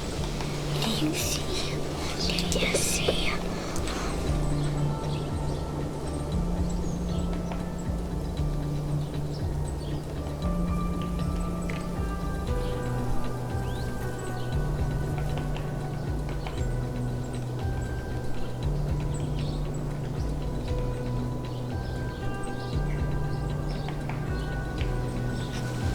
There's Xander, get up. Okay, get ready. Get ready.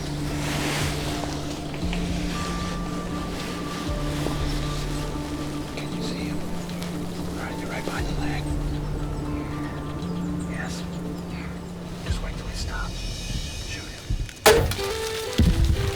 Oh, he's bleeding like crazy. You drilled him. You shot him really good, buddy. Really good, buddy. Really good, buddy. Is he down? Shh. Is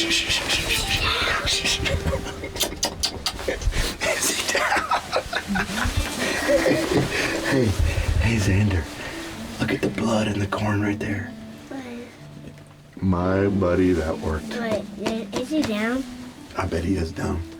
Because whenever you shot him, the blood started pumping out of him. That means you shot him right where you needed to. How about a daddy-son double? Come on. I know. Can we go? This is the first big buck on this farm. It's the first big buck that anybody's shot on this farm. You did it at 5. You did it at 5, buddy. Look, Zan. What do you think about that? See, look at it coming out of him. Whoa. Hey, before we touch him, we're gonna kick him in the butt, okay? Yeah. Kind of kick him in the butt? All right, now you can get your hands on him.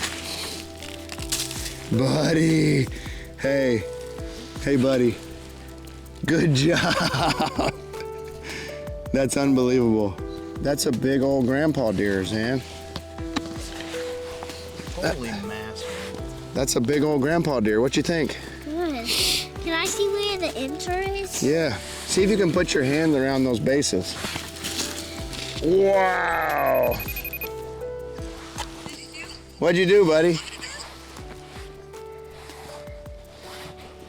I shot a deer.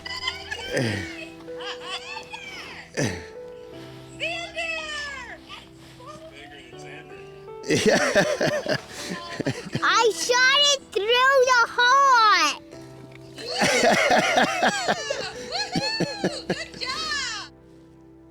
Well, what an awesome way to bring in the new year. Having success with Xander in the blind there. As you guys could see, he made a great shot and the buck didn't go very far. I feel truly blessed that I get to spend time in the outdoors with my kids. You know, I grew up in the outdoors, and just for them to have interest and have a lot of fun being out there, it's really an awesome thing for me, and really for all of us to be able to share this time outside and chasing these whitetail deer. It's been a blast, and I couldn't be more proud of the little guy. And for those of you who follow along, Xander 2 years ago was undergoing a major craniotomy and head surgery, and you know, part of my wife and I were, you know, wondering, worst case scenarios, would we ever even be able to take him out hunting? You know, everything went beautifully well. You can see he's doing really well. He's recovered well. Has never missed a beat, showing interest in being outside and wanting to be like his older sisters.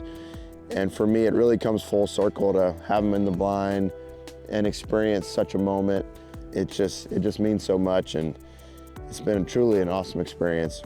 It's cool for me to be able to double up with him in the same hunt. I shot the doe earlier in the hunt, and first 2 deer off of this property that we purchased last year. And I'm really looking forward to what this property can hold and bring in future years. And the season's not over yet. We've got 10 days left and quite a few guys with tags still in their pockets. So we're looking to finish out the season strong.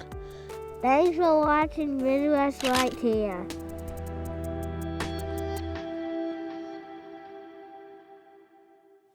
An incredible way to ring in the new year, Casey and Xander's bucks cap off an overwhelmingly memorable 2023. With 10 days remaining in the Iowa hunting season, Mike Reed wastes no time and spends the next few days with Xander's twin brother Tate, bouncing from spot to spot. Though the deer activity is great, no shot opportunities present themselves. Switching things up, the afternoon of January 5th sees Mike and Rye head to the river farm, resuming their chase for 2 great bucks.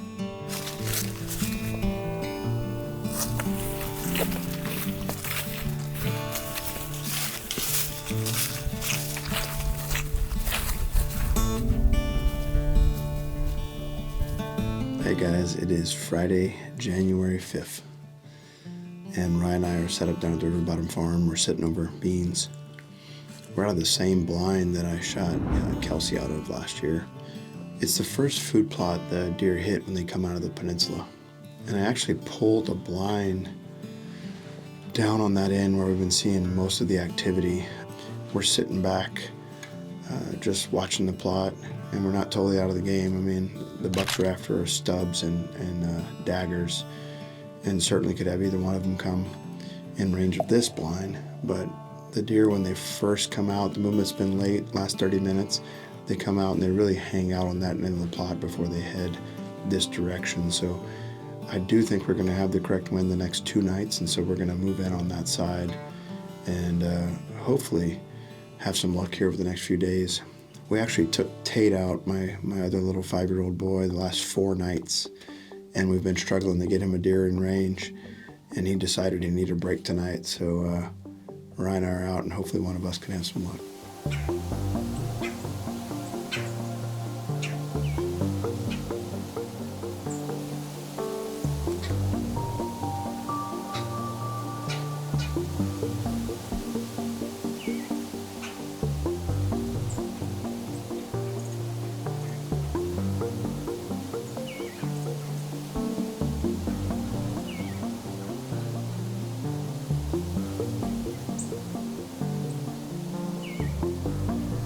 The front one is the 8, the back one is the 10. There are deer just literally piling out.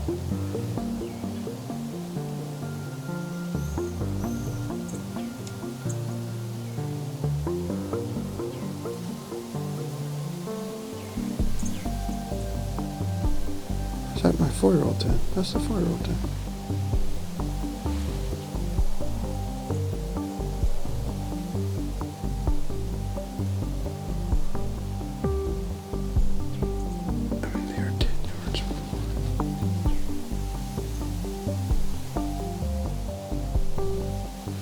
It's crazy how white antlered the 10 is, and the 8 is like dark chocolate.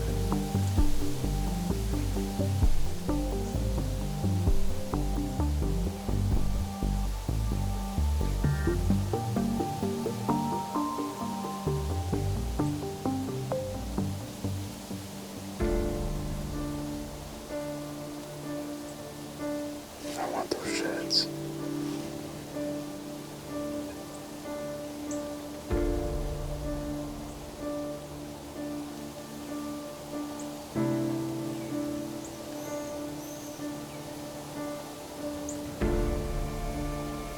The shed buck is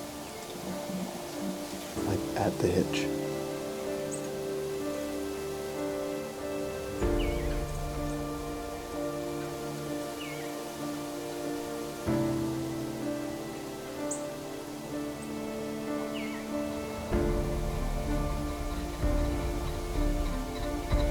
Rooster. Oh.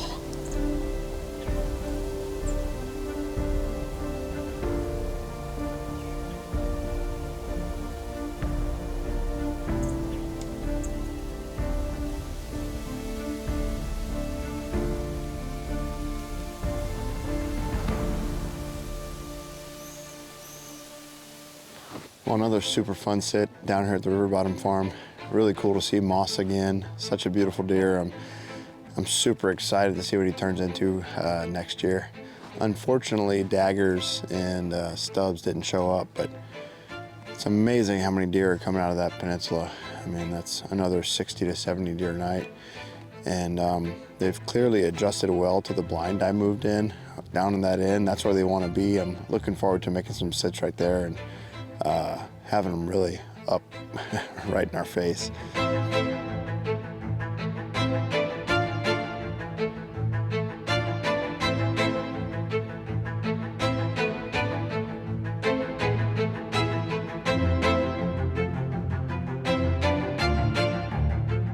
The following day, the promised wind switch arrives, but before thinking about deer hunting, the guys and Bella break away for a morning bird hunt.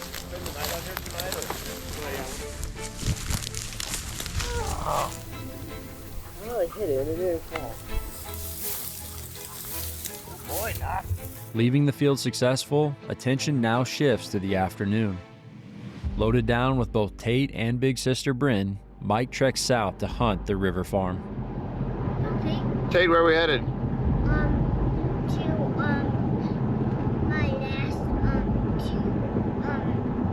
forgot, but we're heading to a blind. Yeah, what are we going to do? Hunt.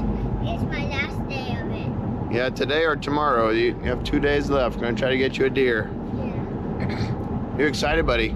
Yeah. Let's go get her done.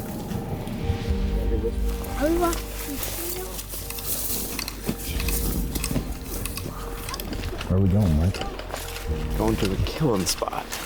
The new blind you drug in? The new setup. You excited? Where all the deer are 5 yards away.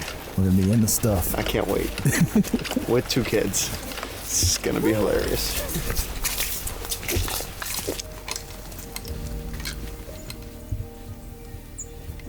Well, it's Saturday, January 6th, and we are back down at the River Bottom Farm.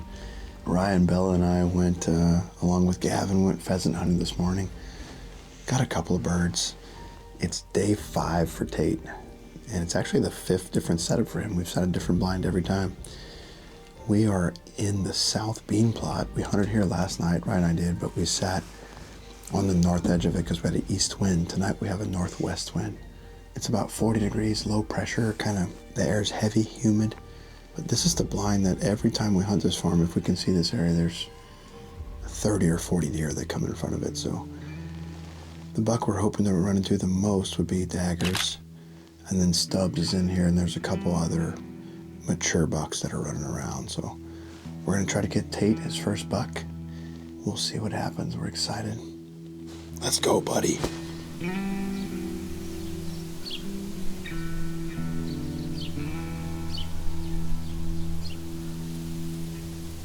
Overlooking the beans at tight quarters, the Reed clan and Rye settle in, awaiting the first deer movement. That same evening, continuing his January push, is Justin Lubrecht, who has been focused on the elusive Velveeta buck he's hunted all season long.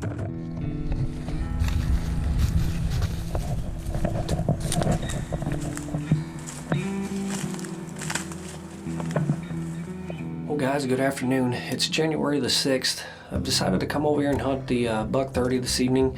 Gonna give the big plot a break where I've been going after that buck we call Velveeta.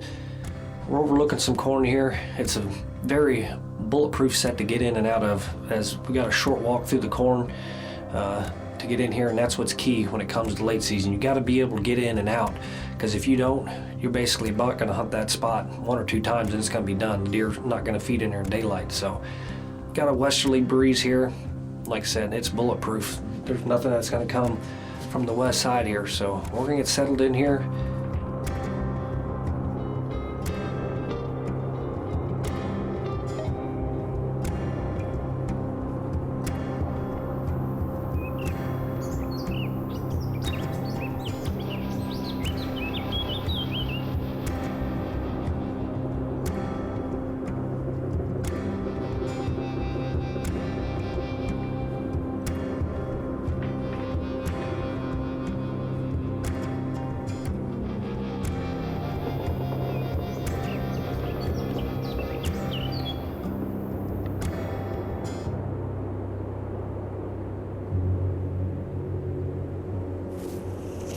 I think it's B9.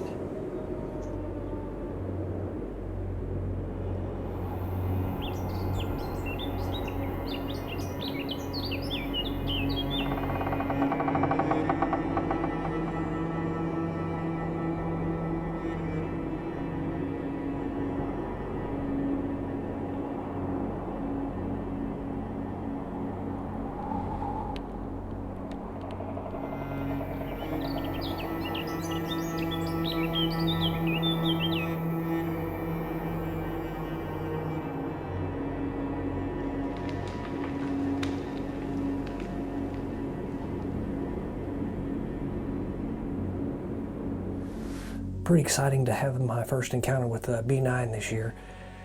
That's at least a 6.5-year-old deer, and he's pretty heavy. We got 9 days left, so between this plot and the main plot going after Vita, I'm pretty much gonna hunt the rest of the way out here. And we've got some cold temps and some snow finally coming, some measurable snow finally gonna come, and we'll be back at it here. I just don't know if it's gonna be here or over at the Vita plot.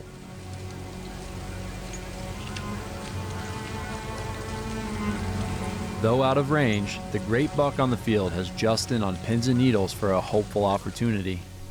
Back in Iowa, the deer are beginning to pour out of the peninsula on the river farm.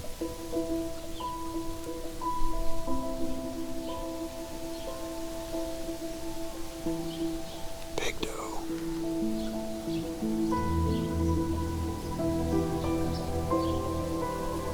They're getting closer. Are you ready?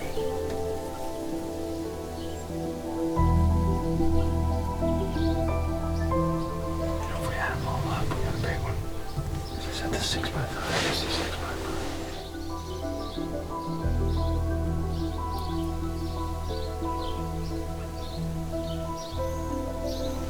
Interesting how they pick a trail and they all use the same trail.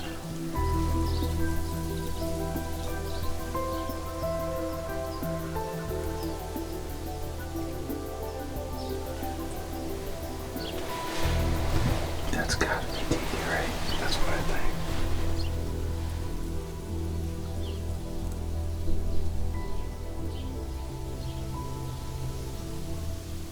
Dude, that might be tigers.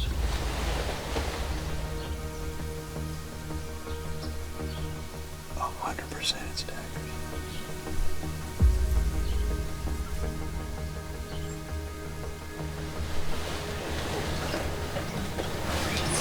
That's him right there. That's the one we want to shoot. And he's gonna walk this way, okay? He's mad at that tree. Get up there.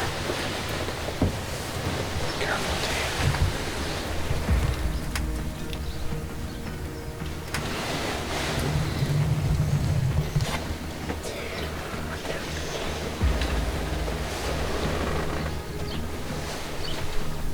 Nice Joey B.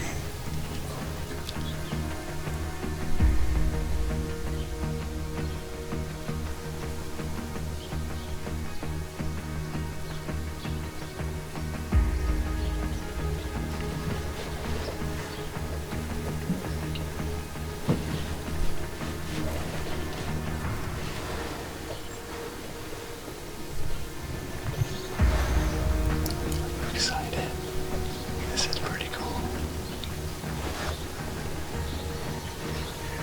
Joey B ran back with the other dude. No, he's right there. I see him. Okay. Daggers is walking down the road. Get ready. Enough to... What? Okay.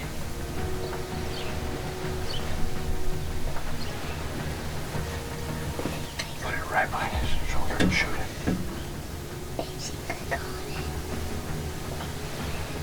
Go ahead and shoot him. Got your first buck, buddy. Your first deer ever. Yeah. And a mega at that. That's daggers. I mean, this is the deer that I was bow hunting this late season in between kid hunts and set this blind up for this buck, you know, and then it all came together tonight. I mean, the blind worked perfectly. What do you think, Tate? It's good. The 5-day, I didn't shot a buck because this is like the perfect spot. The perfect spot. And yeah, what did you say when we first got in here? I feel good about the 5th day. I think we're gonna get it done.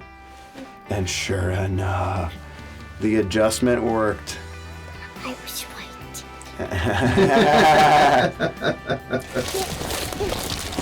Run! Big run! He's a huge body deer. Whoa. Shot him. Oh, whoa, that's a lot of blood coming here. Dun, dun, dun. Why don't you pick him up, Tate?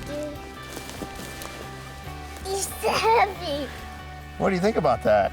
Good. Can you get a high five? Nice job, buddy. He is a cool buck. Well, first things first, I'm super proud of Tate's patience and positivity during these 5 days of hunting with him. You know, for any of you who have hunted with a 5-year-old, you know, their patience wears thin fairly quickly. And one of the first things he said in the blind when we got in there, he said, I feel like the 5th day, it's gonna happen. It's gonna be a good day. So I really enjoy seeing that positivity in him. My primary goal for this late season was to get all the kids deer, all the ones that wanted to hunt. And we started with Bryn and shotgun and my wife and shotgun, and then we had Tate and Xander and Bella, and came down to the wire there on January 6th. And this buck that we have had a lot of trouble catching up with walks in the range, and Tate's able to get him down. Talking quickly about the shot, just because as you saw in the blind, you know, the shot was high and he dropped him right there in his tracks. You know, thankfully he expired fairly quickly, but he's holding mid-body, and the deer actually was onto us. I think he heard us talking in the blind. Tate was having trouble finding him in the scope, and then he ducked some, and so he hit him high. Well, it's certainly been a dream season for the whole family. I mean, the best I can remember, and certainly feel super blessed for all the success, and it's fun to get all the kids and the family involved. It's my most enjoyable aspect of hunting these days. I just love it. I love seeing the excitement in their eyes and that passion and building in them to be outdoors and spend time hunting. Thanks for watching Midwest Whitetail.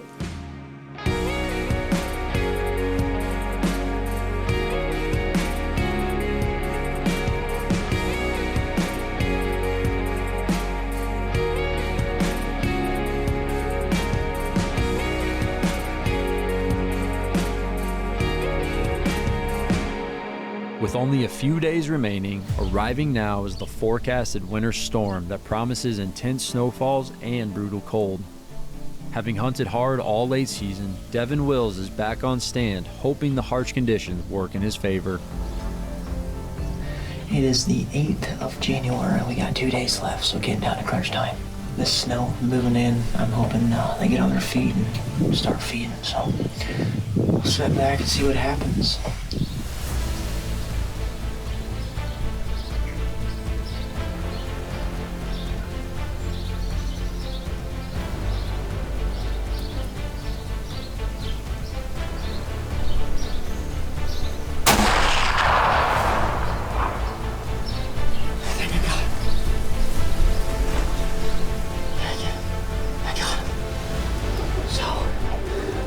Just watch that deer go down. Tag filled. Thank you, Owen. Oh, yeah. All right, guys. It is, like I said earlier, the 8th of January, and we had 2 days left. And it's just really been a dream season, you know, being behind the camera for Owen on Loch Ness and that big 8, and then here late season, and then, you know, it's just a team effort. You know, it's really a blessing to be part of this thing. The following day, hoping to run the same play as Devin, are Mike Reed, Gavin Katurba, and Rye Ludwig. Returning to the river farm in the middle of the blizzard, the action to follow paints the exact picture that fuels our love for late season hunting.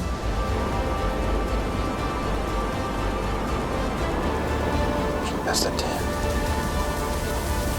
He's just covered in snow. Dude, they are twins. What a hunt. I think the best hunt I've ever been on late season as far as deer numbers.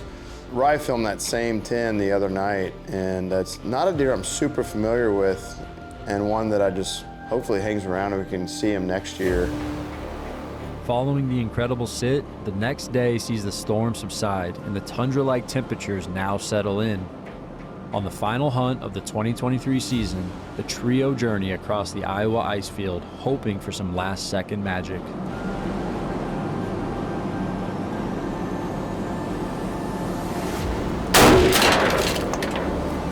Well, nice shot, buddy. Well deserved. Thank you, man. I am telling you. Everyone's a blessing, everyone's a memory, and that's what this is all about. I'll never forget this, my first deer in the snow. Just, it never gets old. It really doesn't. A Officially, the season is closed for good in Iowa, ending the once-in-a-lifetime run.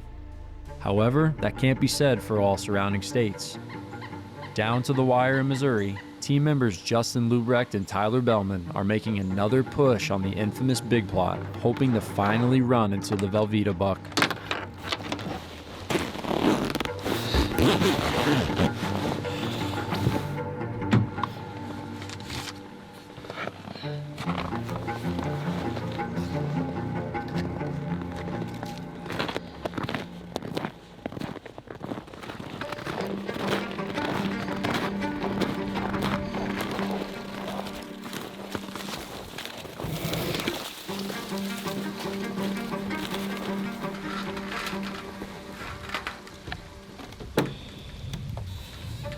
Guys, it's the afternoon of January the 14th, and Tyler and I are back up here at the main farm.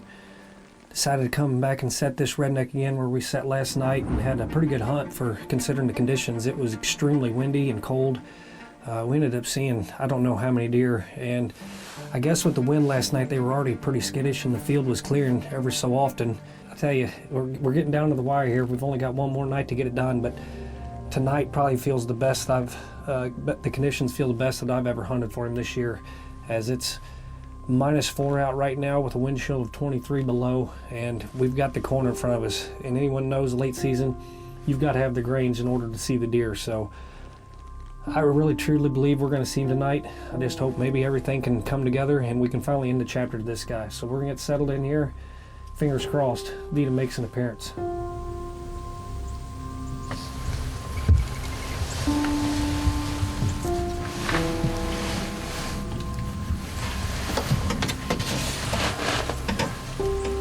He's gonna go down along that edge of that. Yep.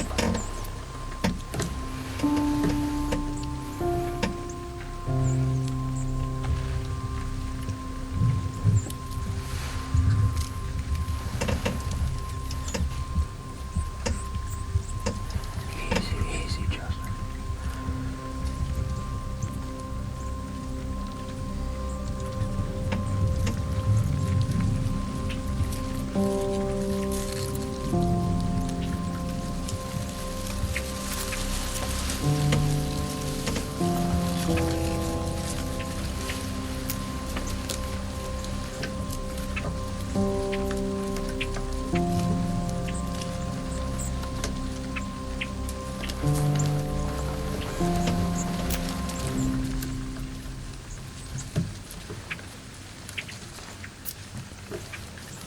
Now he's going over to this other corner to check them toes out. Yep.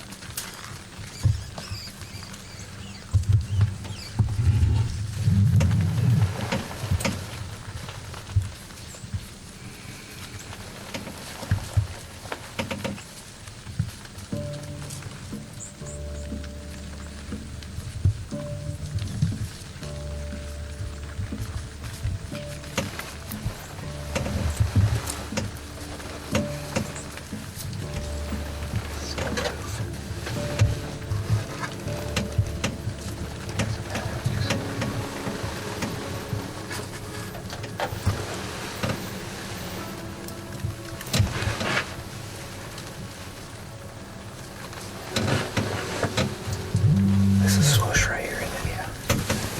You see Vita? Yeah, he's coming. Dude, I don't know if I can make it happen. Oh my God.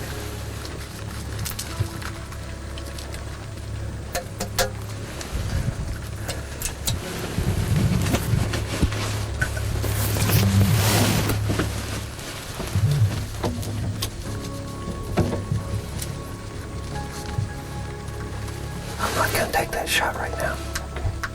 That's at 53 yards. Yeah. Swoosh is at 40.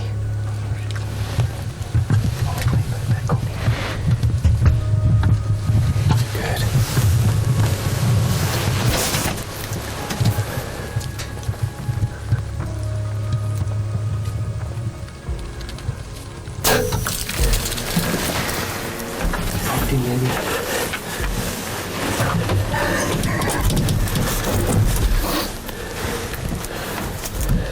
See him?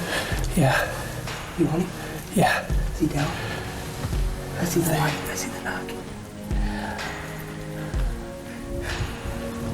Go down.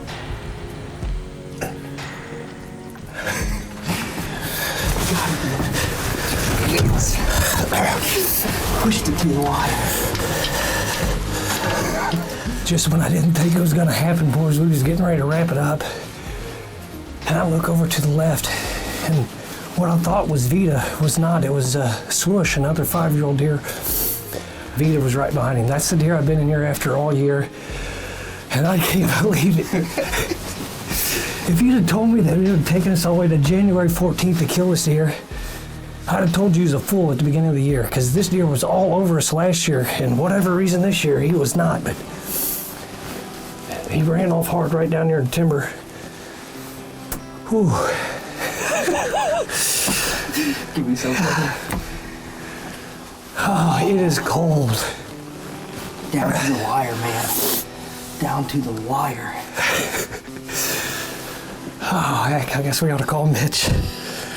Crap. Oh, I'm shaking like a leaf. Oh my God.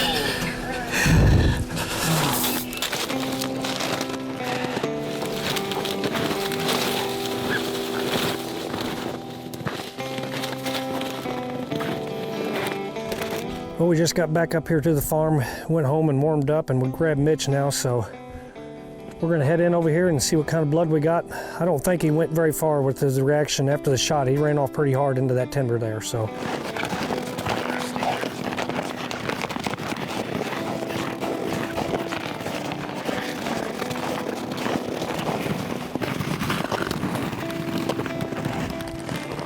Well, it's the next morning here.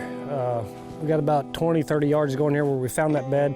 We did look over the footage and discovered that he was quartering two and his leg was back, so it was definitely probably one lung liver hit. So we did the right thing by backing out last night, giving him some time. So we're gonna get on the track here and hopefully he's not too far.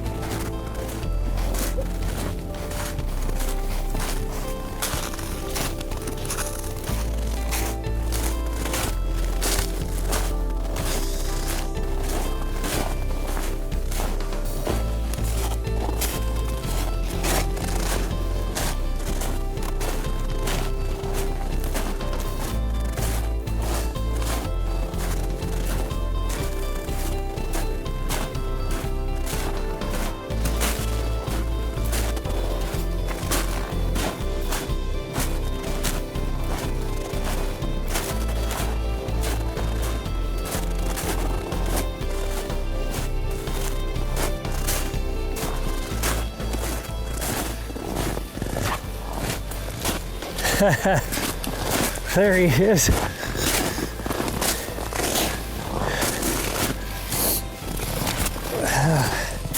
There's all kinds of beds in here where he was at.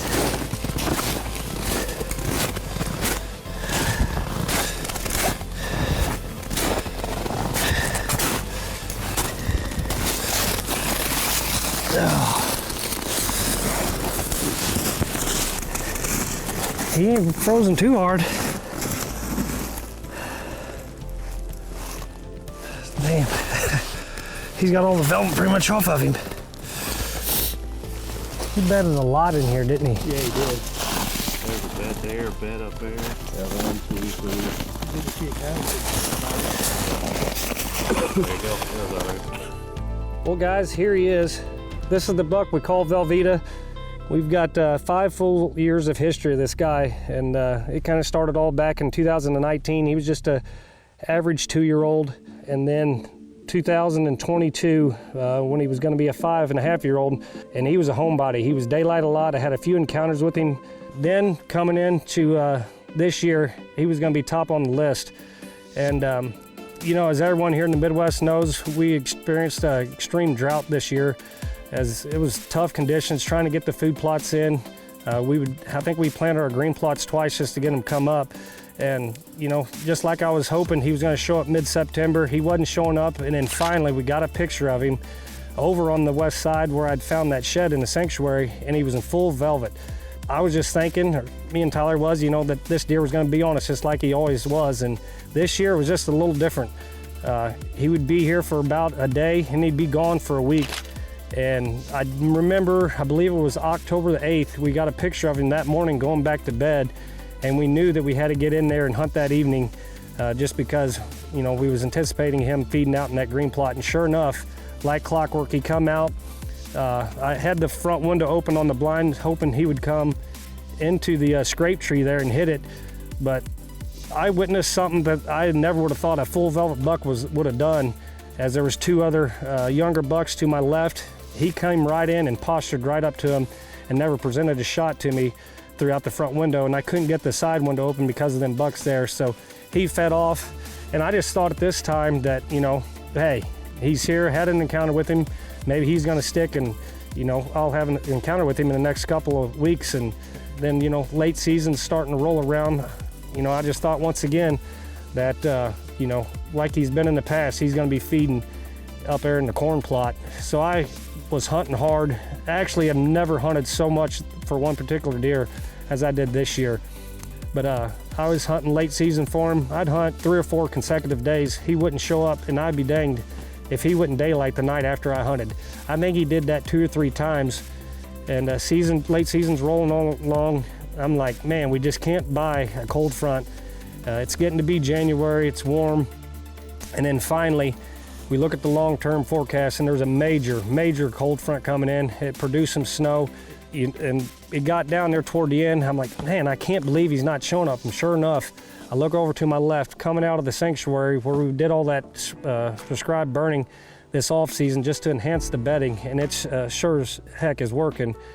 We thought that I hit double lung, but after we looked at the further footage, I ended up hitting one lung and liver, and we, you know, backed out of there last night. And it's a good thing we did, because when we got to him this morning, underneath his arms and stuff, he was still a little warm, but he had expired, you know, a couple hours. But that was some of the coldest conditions that I'd ever hunted, and you know, I'm just thankful that the coyotes didn't find him. That's what we was worried about when you get into brutal conditions like that. But as y'all can tell, he's worn down. I'm not sure if this guy was gonna make it through the winter. I mean, for a 6.5-year-old deer, his body, it's not very big. So I'm just fortunate that I was able to harvest him. And I'm not gonna lie, it's kind of a bittersweet moment to Velveeta not being on the farm, but that's gonna open up a slot for another mature buck to slide in. But you know, I'm just thankful I was able to get him, and I thank my friends for coming up and help recover this guy. And we can't wait for what next year has in store for us here. And it was one heck of a year, but we finally got it done.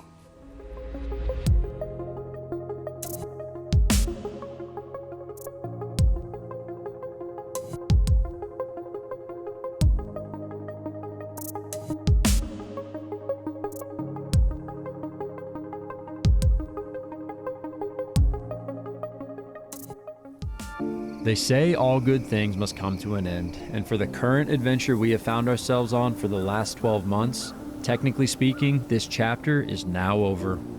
Beginning with the culmination of the 2022 hunting season, right away the foundation for what would eventually become our best hunting season ever started to take shape in numerous ways.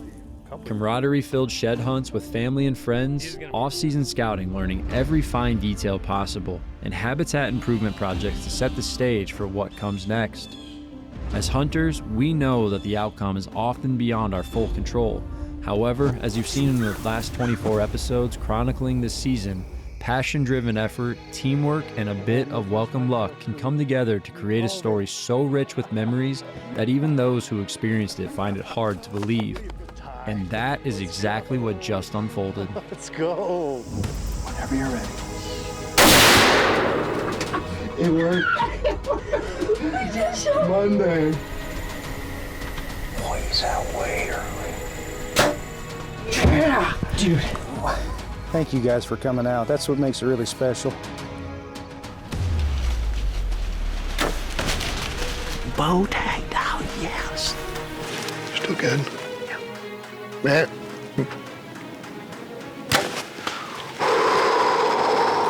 I'm shaking, Ty. Pinch strikes again, baby. Dude, it's October 30th. And then this year he turned into like an 8-pointer type thing, so it was like went from a 6-piece to an 8-piece. Yeah. So. Man. Like, he hasn't even hit me yet, but like, we just had an epic hunt. Yeah, he ran somewhere right through here. Mrs. Fitz. Yeah, sit. Love you. We just freaking had the most crazy experience ever. Look at there. 1 minute. Right now, just click 510.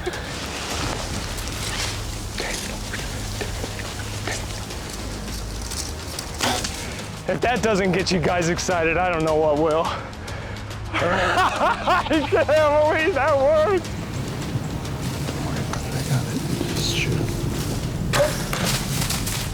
Dude. That's a fun one, Ty. Dude. Just when I didn't think it was gonna happen, boys, we was getting ready to wrap it up. And I can't believe it.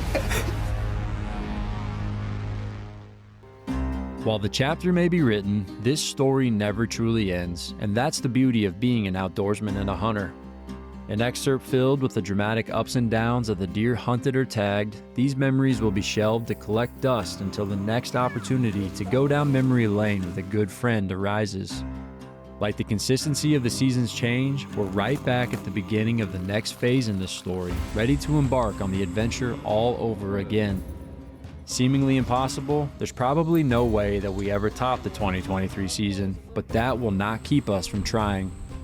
With a strong family core at Midwest Whitetail and incredible support from each and every one of you who's still there on the other side of the screen watching until the very end, anything is possible.